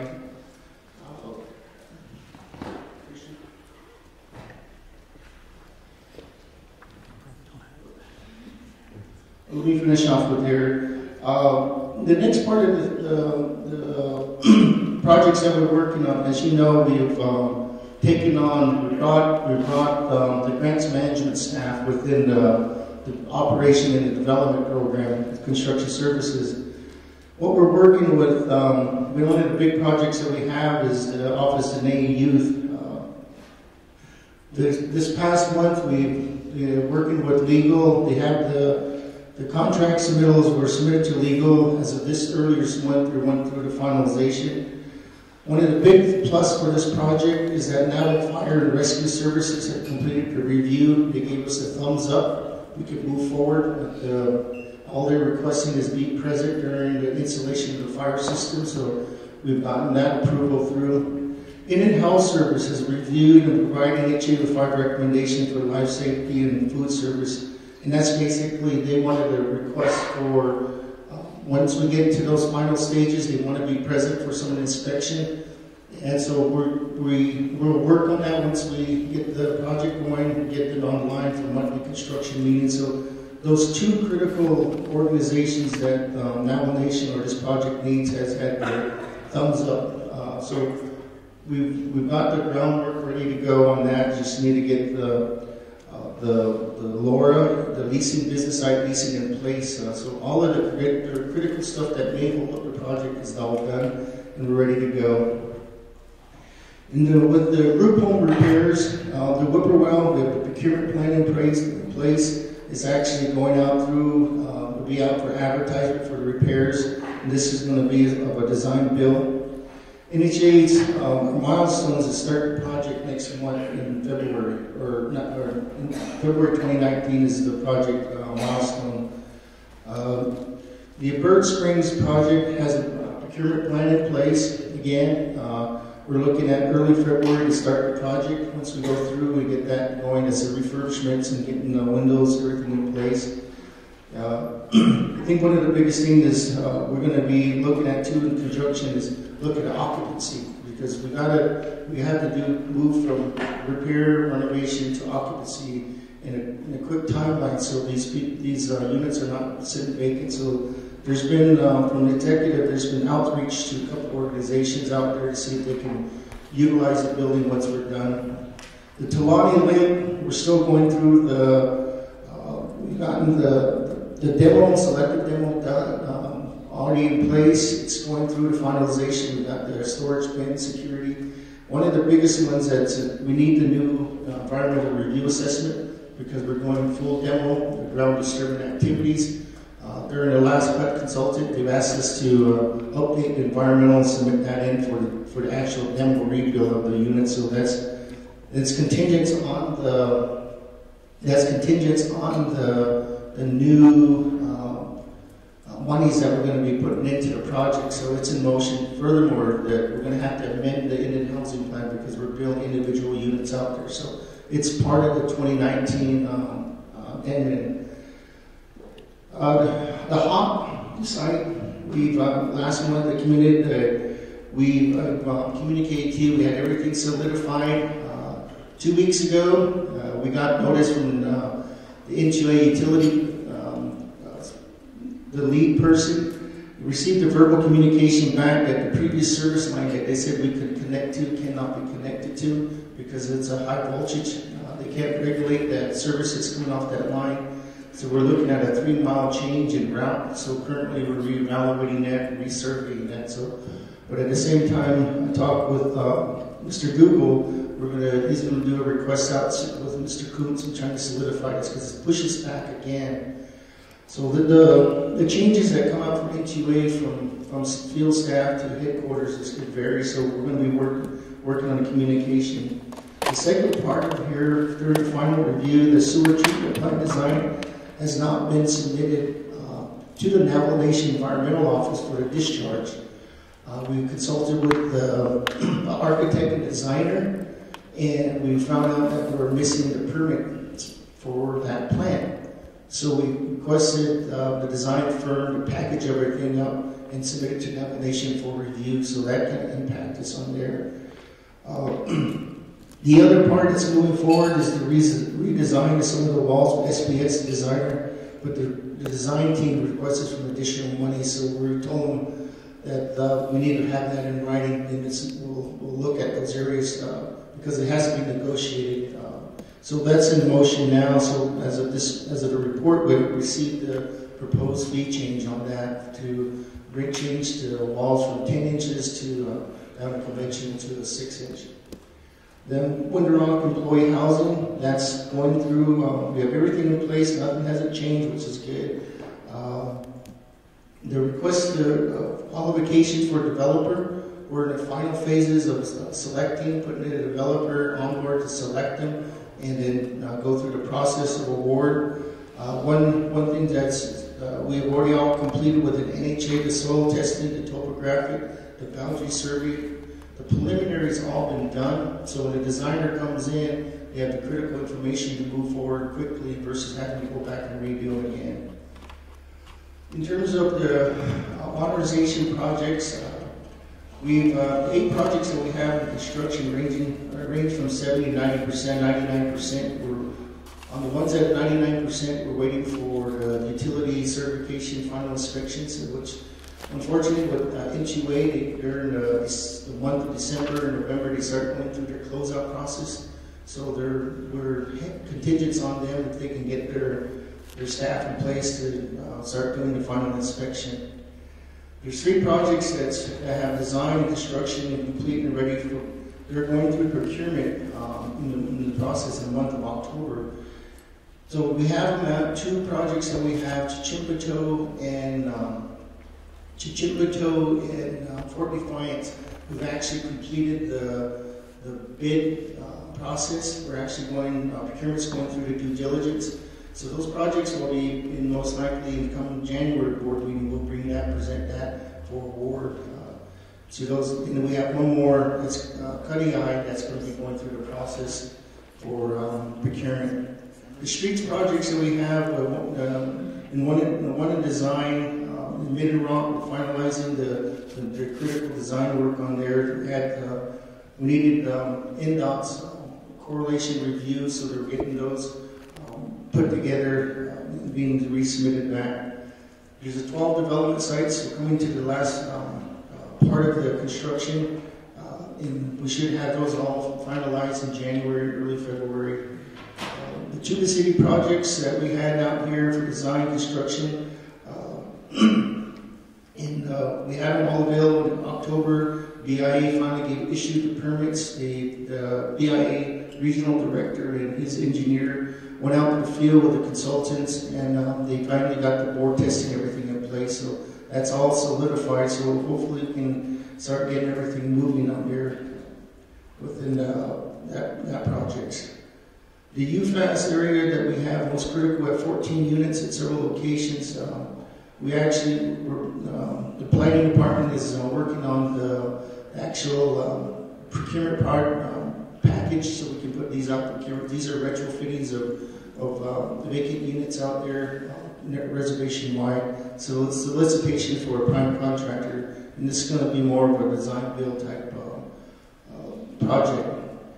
The new developments that we have that's going out, we talked about scattered sites. We're trying to clean the plate. We have, like I mentioned earlier, we have 138 individual applications in the planning department at the processing, going through the pre-feasibility, the planning part, and then the finalization of design. The 4 clients that we have in Minute Freeze, we had those for to receive modular units, but because the pricing came out at it was a little over $200 a square foot. That was too much, so we ended up terminating the contract. We're looking at other areas that we can actually deliver those units out there. There's 31 Bennett Freeze units that we have all went through the pre-design. We're now they're in the final stages of environmental review. We're going to be moving into the site development there, incorporating the topographic survey to develop the actual grading plans and to put it out to bid.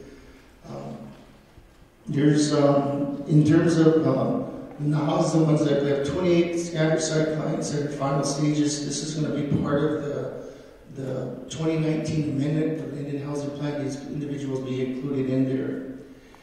There are 2 new development sites that we have. We have the Rock Springs area.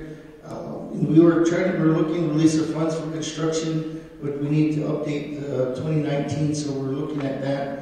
In the 2019 amendments, we're just going to put in, because there's 9 months, we're going to use a lot of that just to get the design and the sewer lagoons in place, because we have to do the sewer lagoon expansion up there. And we're looking at other funds with USDA to help with the sewer lagoon expansion. The Kayenta infill lots for the 15 units project completed to receive construction release of funds. And we can, once we get the release of funds from HUD, we can proceed in terms of start the procurement. And these are infill lots that we have within a master lease. The other portion with NHA training, we've talked last month about morale, bringing certified individuals. We've been looking at this month really in detail with some organizations that can help bringing the trainer to NHA. So me and Mr. Rolletto will be looking at 2 different areas. I've had a working relationship with the Montana University. They have a weatherization program that they come on site. They have a 101 and a 1-2 site that they're certification with the National Home Energy Certification Program. And given the number of individuals that are willing to get trained during the program, they're willing to come here to reduce travel fees and costs. The other parts of the certification they have is the certs they have is the OSHA 30 hours, basic furnace replacement, the EPA lead paint renovation repair program, the single family energy audits, where these individuals will be certified and can actually do energy audits in our units versus having a contract them out. And then the quality control inspection portion for maintenance. The other part of the trainings that we've been talking with AVO Training Institute, we have like 57 different training courses. And we're looking at most of the critical stuff with electrical, mechanical. So we're getting more information on that. Once we get the information, we can sit down with the HR and then what staff we have. We have one electrical individual within NHA with the maintenance, but we like to expand those certification programs for everybody that's there just to ensure that everybody has those qualifications.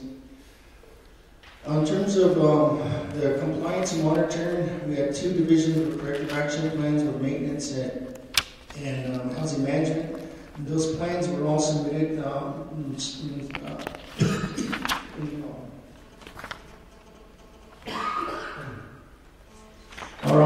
to compliance, and majority of them all have been implemented and corrected. There's some still that are being addressed as we've done this month.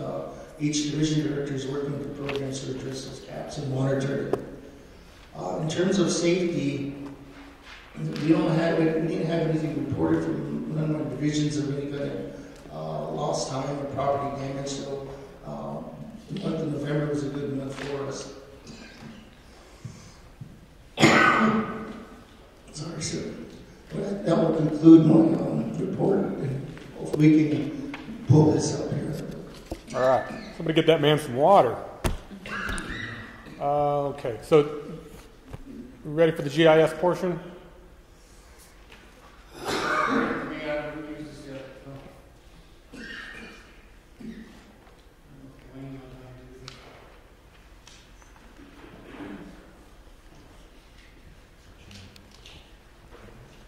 Sure.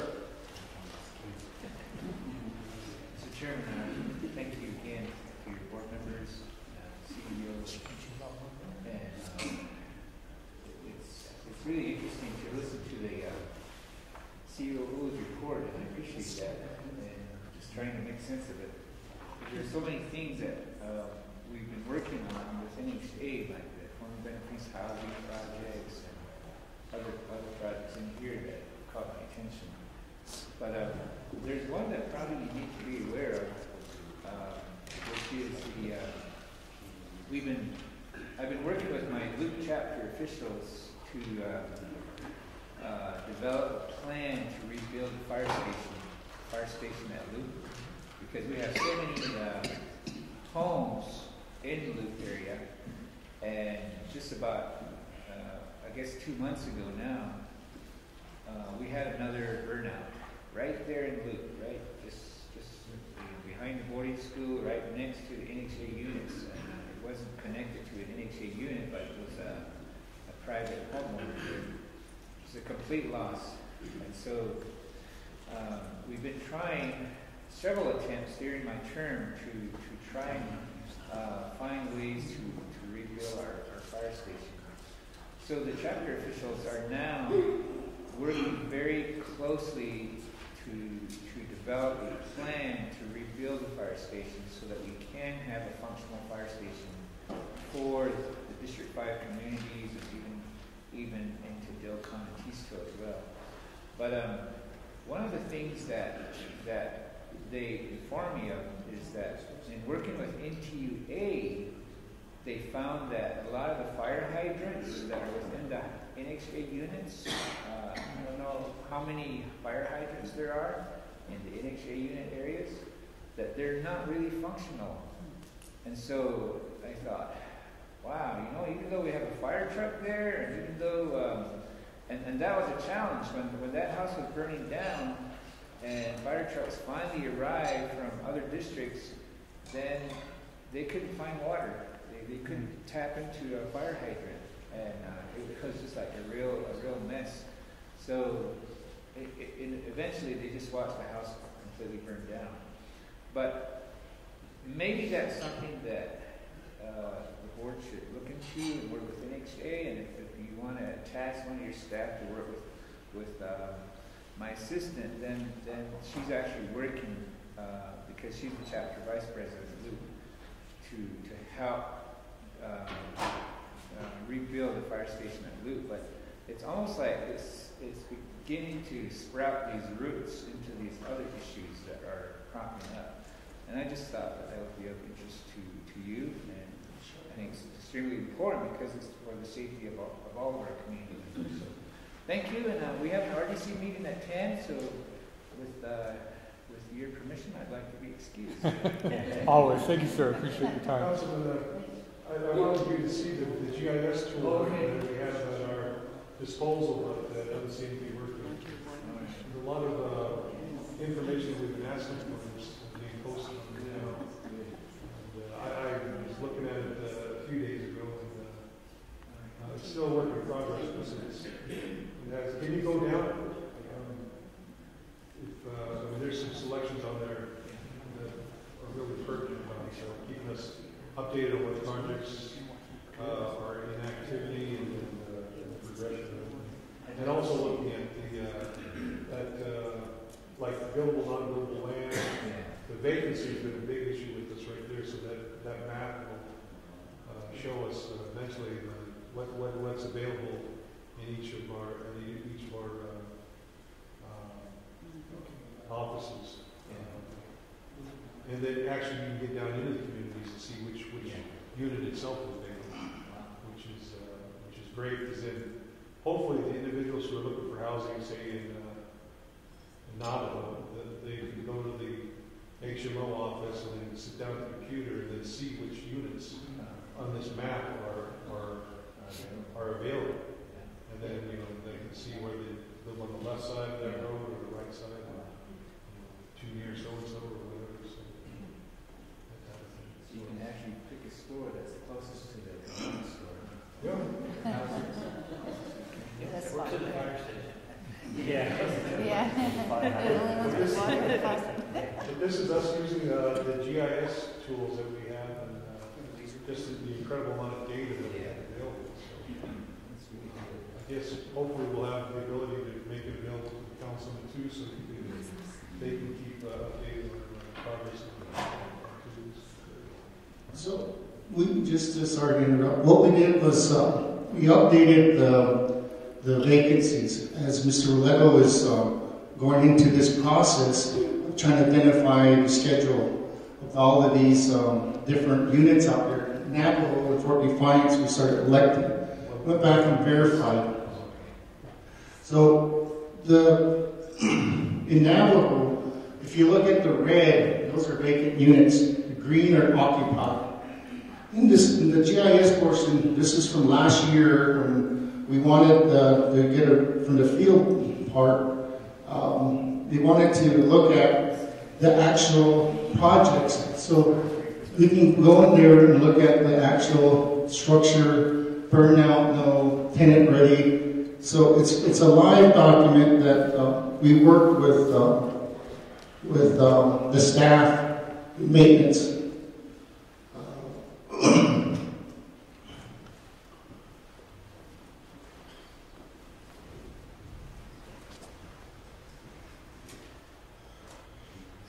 So when we look at this area here, we look at the structure. It gives us an idea of what unit number, is it vacant, burnout, or status. This one here is just from the phone. So some of us have that. And you can actually, what we showed the maintenance, they can actually go up there and they go through. One of these units were actually turned over back to them, how long it's been vacant. This basically gives us an idea of the projects that we're on.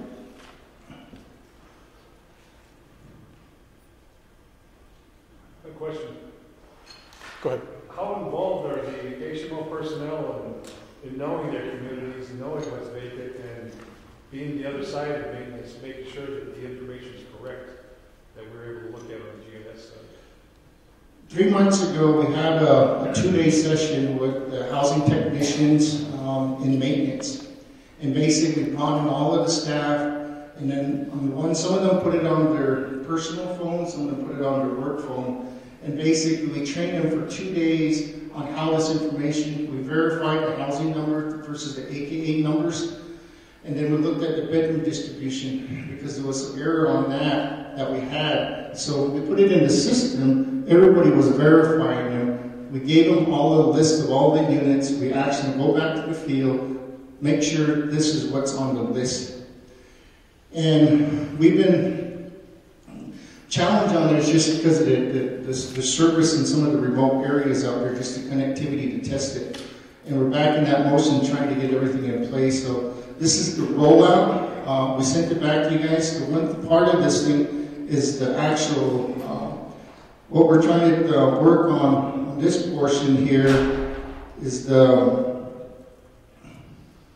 dashboards, and that's,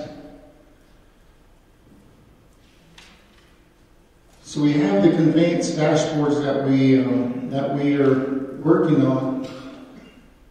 Security code.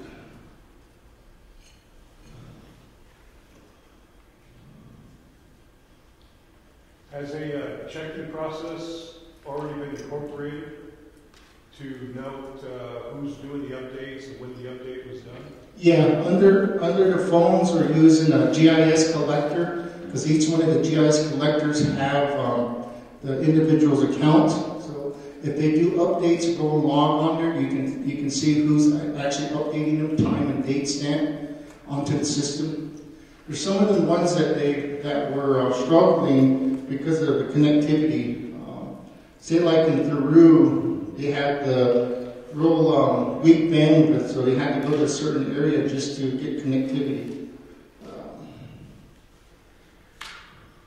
Is it just maintenance that's responsible for that?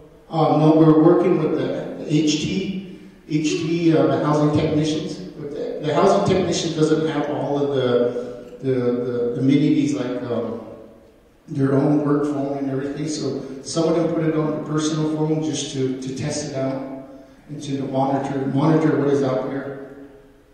I think one of the biggest things is just the buy-in and everything to understand. Because one of the struggles that we get is they assume that we're micromanaging, but all we want to know is since we're not out in the field, we want to see what's out in the field being done daily, and this is a way to kind of gauge that daily activity. Because a renovation can happen in about 2 days, 3 days, Mr. Loretto, depending on the need out there,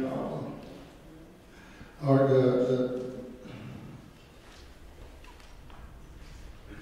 let's see if this works. Is HT going to be allowed the ability to get their own technology so they can do the update without relying upon their personal cell phones? Well, that's what we're looking at. We did a cost analysis. I was just pulling that together. And because we don't want them to actually, I can't get on from here. Something's going on here.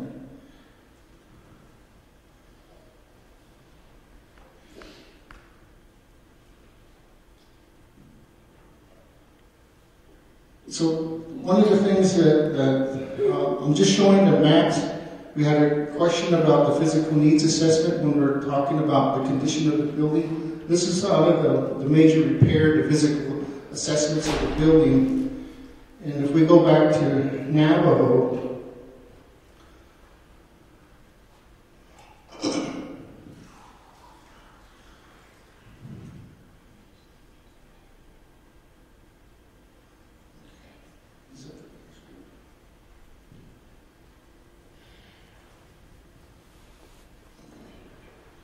so these units here that I just showed you, all of these units here had the P&A done, so we know the conditions of the units.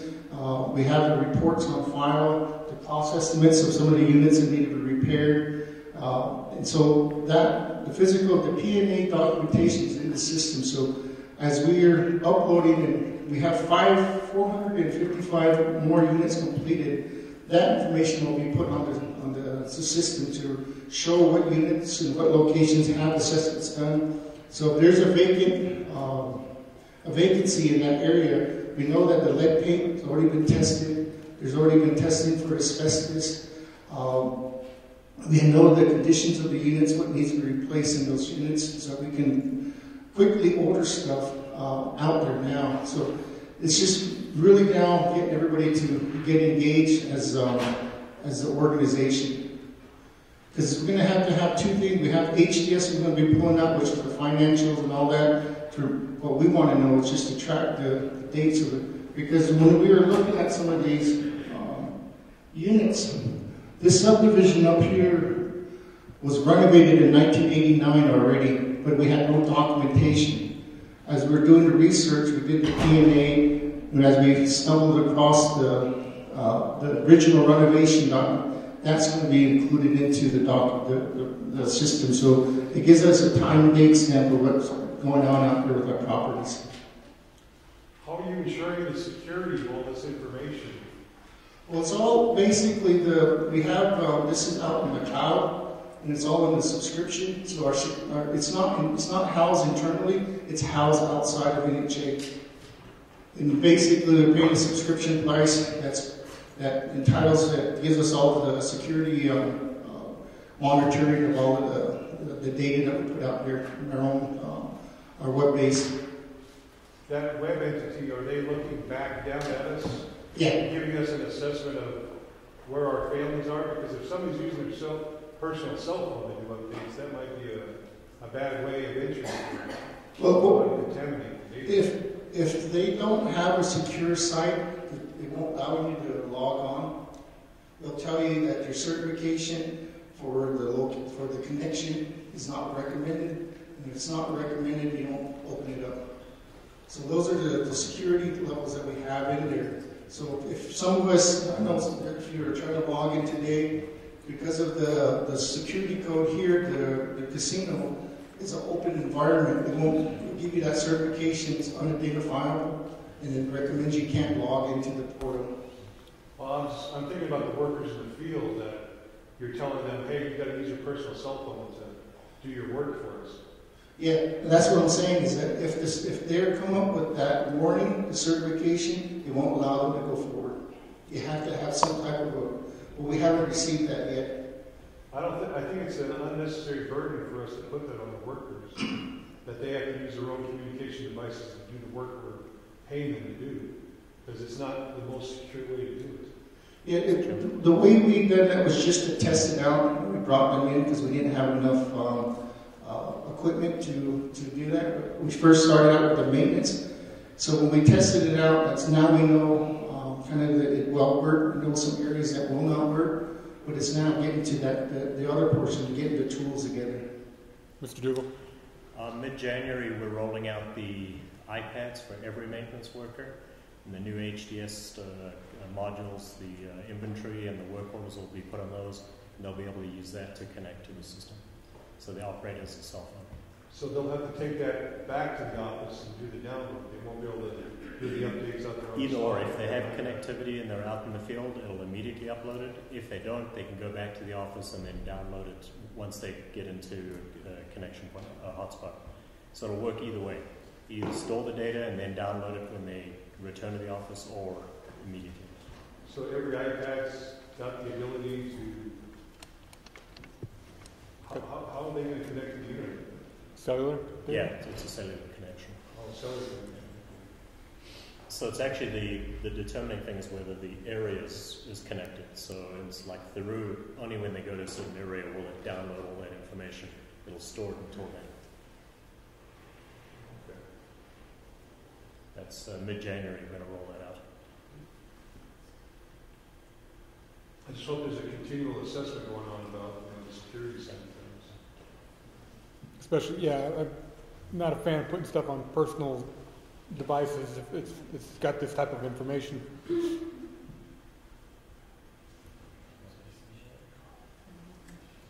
Any further questions from the commissioners?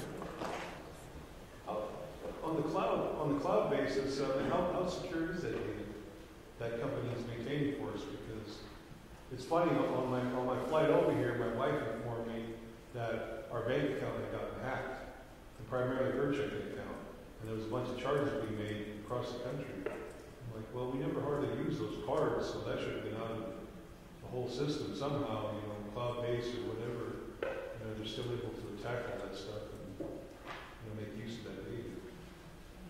Well, I think that's one of the things. We haven't rolled it out to the whole, into the public yet. And once we do that, we have the IT plan that we set up, all the different credentials, all the security firewalls that we're recommending when we first put the program together. So once we roll it out to the public, then we got to look at those connectivity. Currently, it's just for us within the organization now, and that's what we're looking at.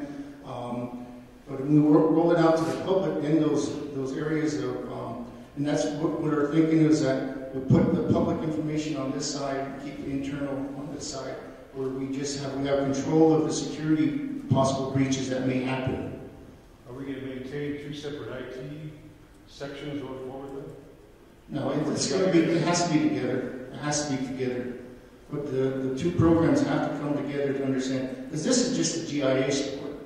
The IT support is the ones where, like you're explaining, is the security, the continuous software updates and everything. The GIS is just the georeferencing of the data that's being placed out there.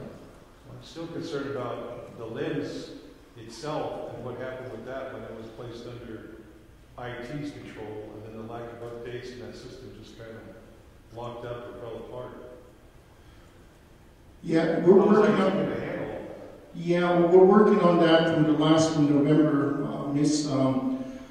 Ms. Cook and I have been putting that together. Everything that's been done, we reevaluated back that IT assessment report versus what was done previously or 2 years ago. I think in 2017 from Phoenix. So we're putting that all together. There is some area there. I think that's going to be some type of executive summary that we'll give to you internally. I don't believe it would be recommended to give out to the public in terms of a public forum. We'll give it to you to look at it as an executive summary. What about counseling? We can provide, in terms of the public information, like here, we can create user names and passwords for council members to check. And that was kind of what I was trying to show you here, but it looks like the security certificate from here, we're using their security won't let me to get through. It just blocks me. Good to have an idea in mind about when we can roll that out to council and the president's office. I can provide that, right? We can provide everything once we can give you milestones. Don't want to rush it. Just want to make sure it's bulletproof before we roll it out. Okay. Any other questions? Madam Vice Chair. Isn't there a piece of this that could be made public for planning purposes? The initial plan on this thing was just going to be public because there were everybody from the public, if they like HUD, they want to know what was going on with these projects. At least we can do that on this. What the site I tried to do with the vacancy, we went out there and took pictures of the current unit, what it looked like, and then the repairs that's needed, so they can actually see it in real time of when those photographs, but the connection kind of didn't go through. So we're having a little bit of a pickle from here because we're using the casino's free internet. But I think if we get back to the Fort Defiance, we're secure, we can actually give a good run through of everything there and give you an idea of what we're seeing because Fort Defiance connectivity is more secure, everything's there, so you can see the whole thing interactive. Okay.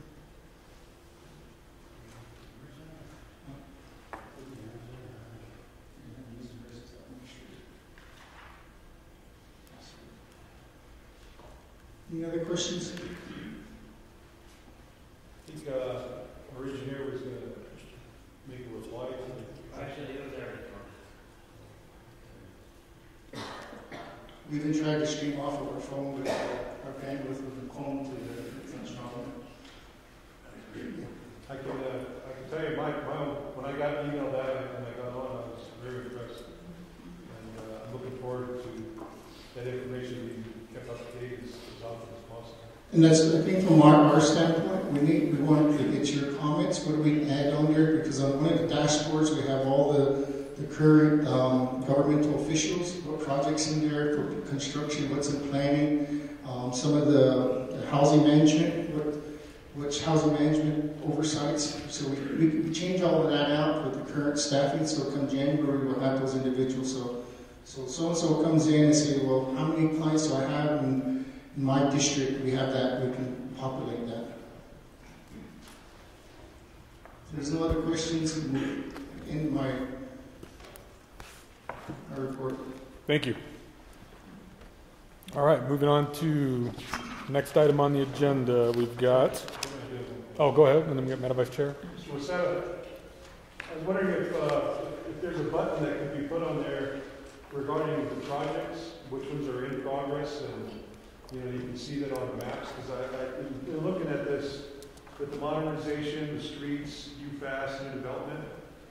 If those areas were just highlighted where it was occurring, then when we talk with the council and tell them, look, press that button, that's going to show you where all the different projects are located. I don't know if it's already on there or not. That's on there with the dashboard.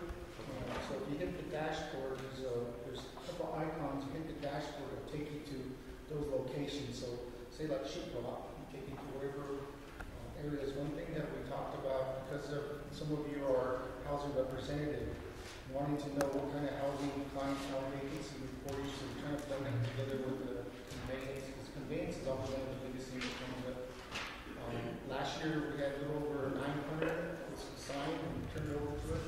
Now we're reporting that back into the system to report back to us, and this is all been finalized. One thing that we want to really push is that we really want to know where all of our sub-recipient projects are. Since 1998, we went through that thing trying to figure out what our projects are, what was going on. So one of the things that I have, Jeremy from Swift has all his legal description, UTM, location, lots and lands. He's going to be providing that in February. All the stuff that Swift has done, we can put it in there, at least to have that, because Mr. Dougal is really going through the directive of getting the LORs, so then we can scan the LORs to the location, so we have a record of the leases and the location of the units. What we want to know is when were those things built, what program year they were built out of, and then going through that. One thing that we would really like to know, because Navajo Nation gave a lot of money to housing services in the early 2000s, Navajo Nation government, some of the bathroom additions, those are information that would be vital for grants management. How many different bathroom additions do we do? How many different housing services do we provide out there? So as we build this thing, we should have the main focus was the assets management, but at the same time was kind of the reporting part of it. Thank you. It's pretty amazing. Madam Vice Chair. Thank you, Mr. Chair. Just a couple of questions. Your in-progress projects, Dwayne. You mentioned the Tuba City Street under design and construction, and the schedule to be available in October? Yeah, it was supposed to be October. It was late October we were supposed to have that, but we didn't get that. Update that portion for November. We learned 2 weeks ago that they needed to change the bore sites. So Mr. Breed's staff went back out and had to go. They went back out there, use paint, and basically we want bore testing here.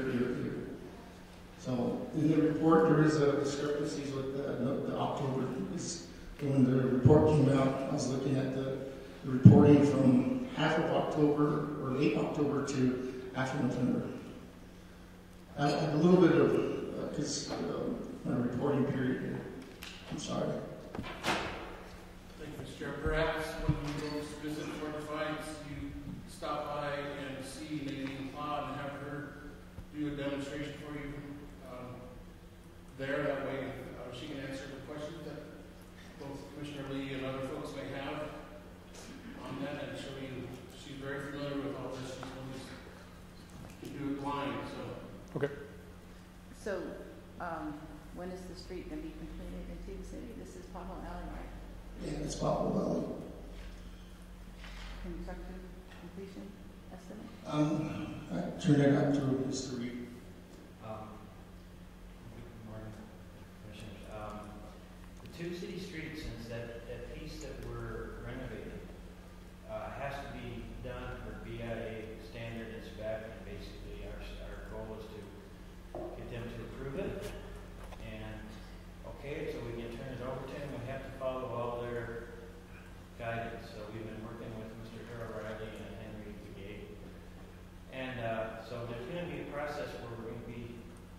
once our consultant gets a design done, which submits them for review, depending on how many back and forths that takes before they're happy with their design, we'll kind of dictate when the road will be completed. So, For the actual construction, though, let's say everything's cleared and everything's run from start to finish, once they start the project and once they end the project, how long are we estimating? oh, it won't take more than 2 months to construct it, once the plans are approved.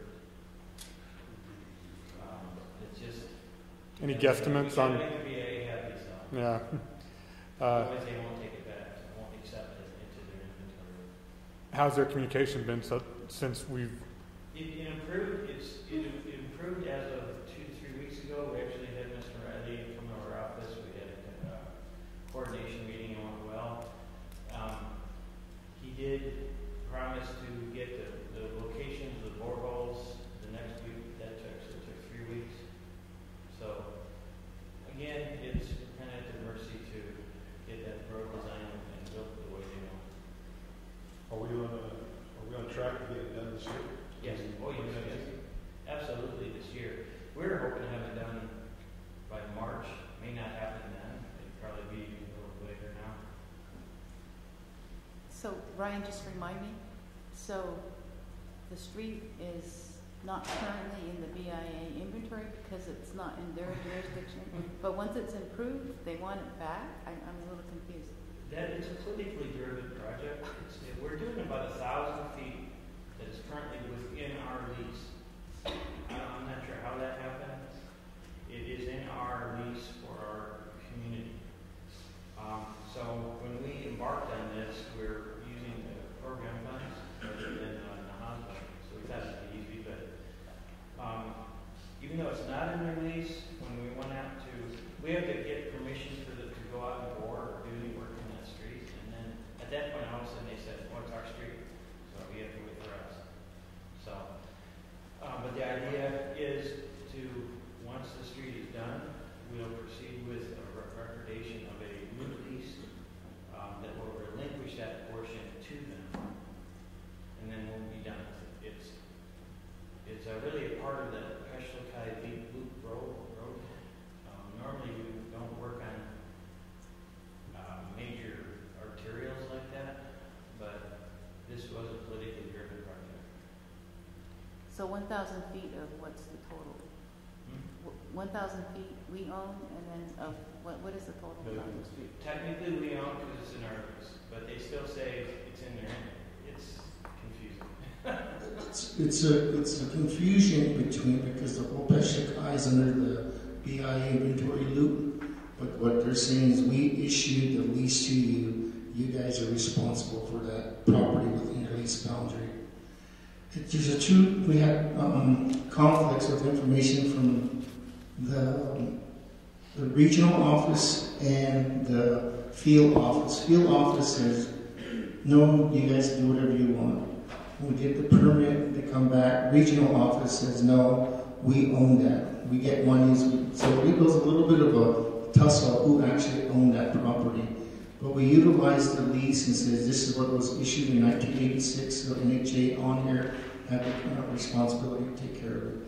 So it's just getting that boarding because it's a roadway to have BIA approve that roadway. We tried to submit it to get the Navajo NDOT. NDOT says no, you still got to go to the BIA. So I think with the NDOT process between BIA and the tribe, there's still not a solidified process of who will do the approval and who will issue the permit certification for the roadway. So I guess my question, let me rephrase. So you have a total road, and we only have some of it, but yet we're doing the whole road? No. No? No, we're only doing about 1,000 feet of that road is within our lease boundary. Okay. We may have to go a little bit beyond to do a transition, depending on the profile of the conditions, just to do a transition back to existing pavement. We're only doing that portion though, primarily is within our lease boundary. So, but is that other part of the road needing repairs, or only? That's why I understood that we were going to do the whole road. It is needing repairs. In fact, but the worst part of the repairs seem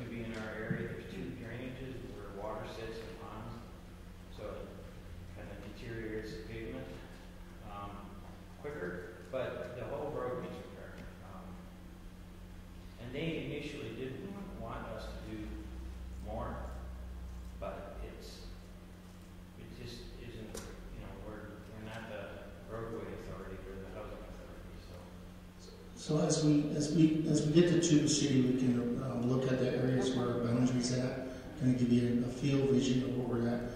Part of our roadway is the cost that's involved with this. We can just repave it, but the problem is that at the base of the hill has a little dip in there. All that water is just ponding up there. It's not being discharged properly.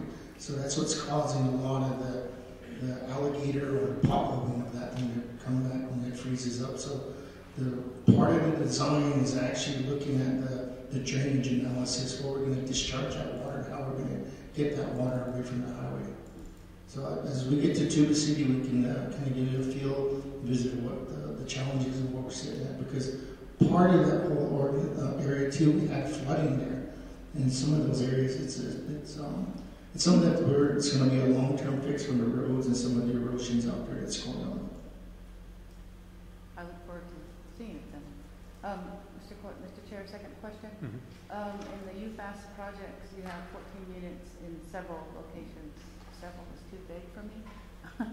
So when you complete the 14, does it satisfy all the AA requirements throughout NHA? Well, what this portion should satisfy with that threshold. With what we have from 2 weeks ago, we're going through the analysis. We have a little over 535 units that we've already determined are not UFASable. Meaning that we now need to send a notice to HUD and saying that, because when we did the physical needs assessment and evaluated the building, we took those buildings, they're like the ones behind central office. They're split level, stairways, and then one goes up to the top. There's no way cost effective to renovate those and make them UFAS compatible. So that's what we need to do, is send that to HUD, because all we needed to do out of the 3,500 units that we had as 1937, we needed 5%. That was roughly a little over 250 units, so to speak, to meet that threshold. So we take 500 off of that top, because we have several different subdivision sites that are built that way, and then we already document that they're not compatible, or don't meet the compatible requirements of UFAS. If we have in the documentation, we can notify that, and that will reduce it. Plus, every time we do our modernization, we do 5% UFAS in there. So it's now just doing that final reporting back. About 3 weeks ago, we talked about that with Mr. Dougal. Now it's collecting all the information together to get that final report back to him. Because there's no report over the last 2 years has been submitted to HUD. So we need to close that out. One last question, Mr. Chair. On new development, the former Bennett Freeze, your report says placed on hold, but you don't have any solutions as to getting back on track. Yeah, and that was placed on hold during the time of the report. But, earlier in the week, we talked about rebidding it back out. And just because of the cost factor of the location. So that's what we were from last week. We were basically we're going to reduce the scope. We talked about trying this out as a smaller projects, bid out the foundation, flooring. So that's something that we're in the works now to reduce the cost versus giving it to one prime individual. So we're doing the cost analysis on that, and so that can be more effective to deliver on those rural remote areas versus getting a general contractor to carry the whole burdens of building those homes out.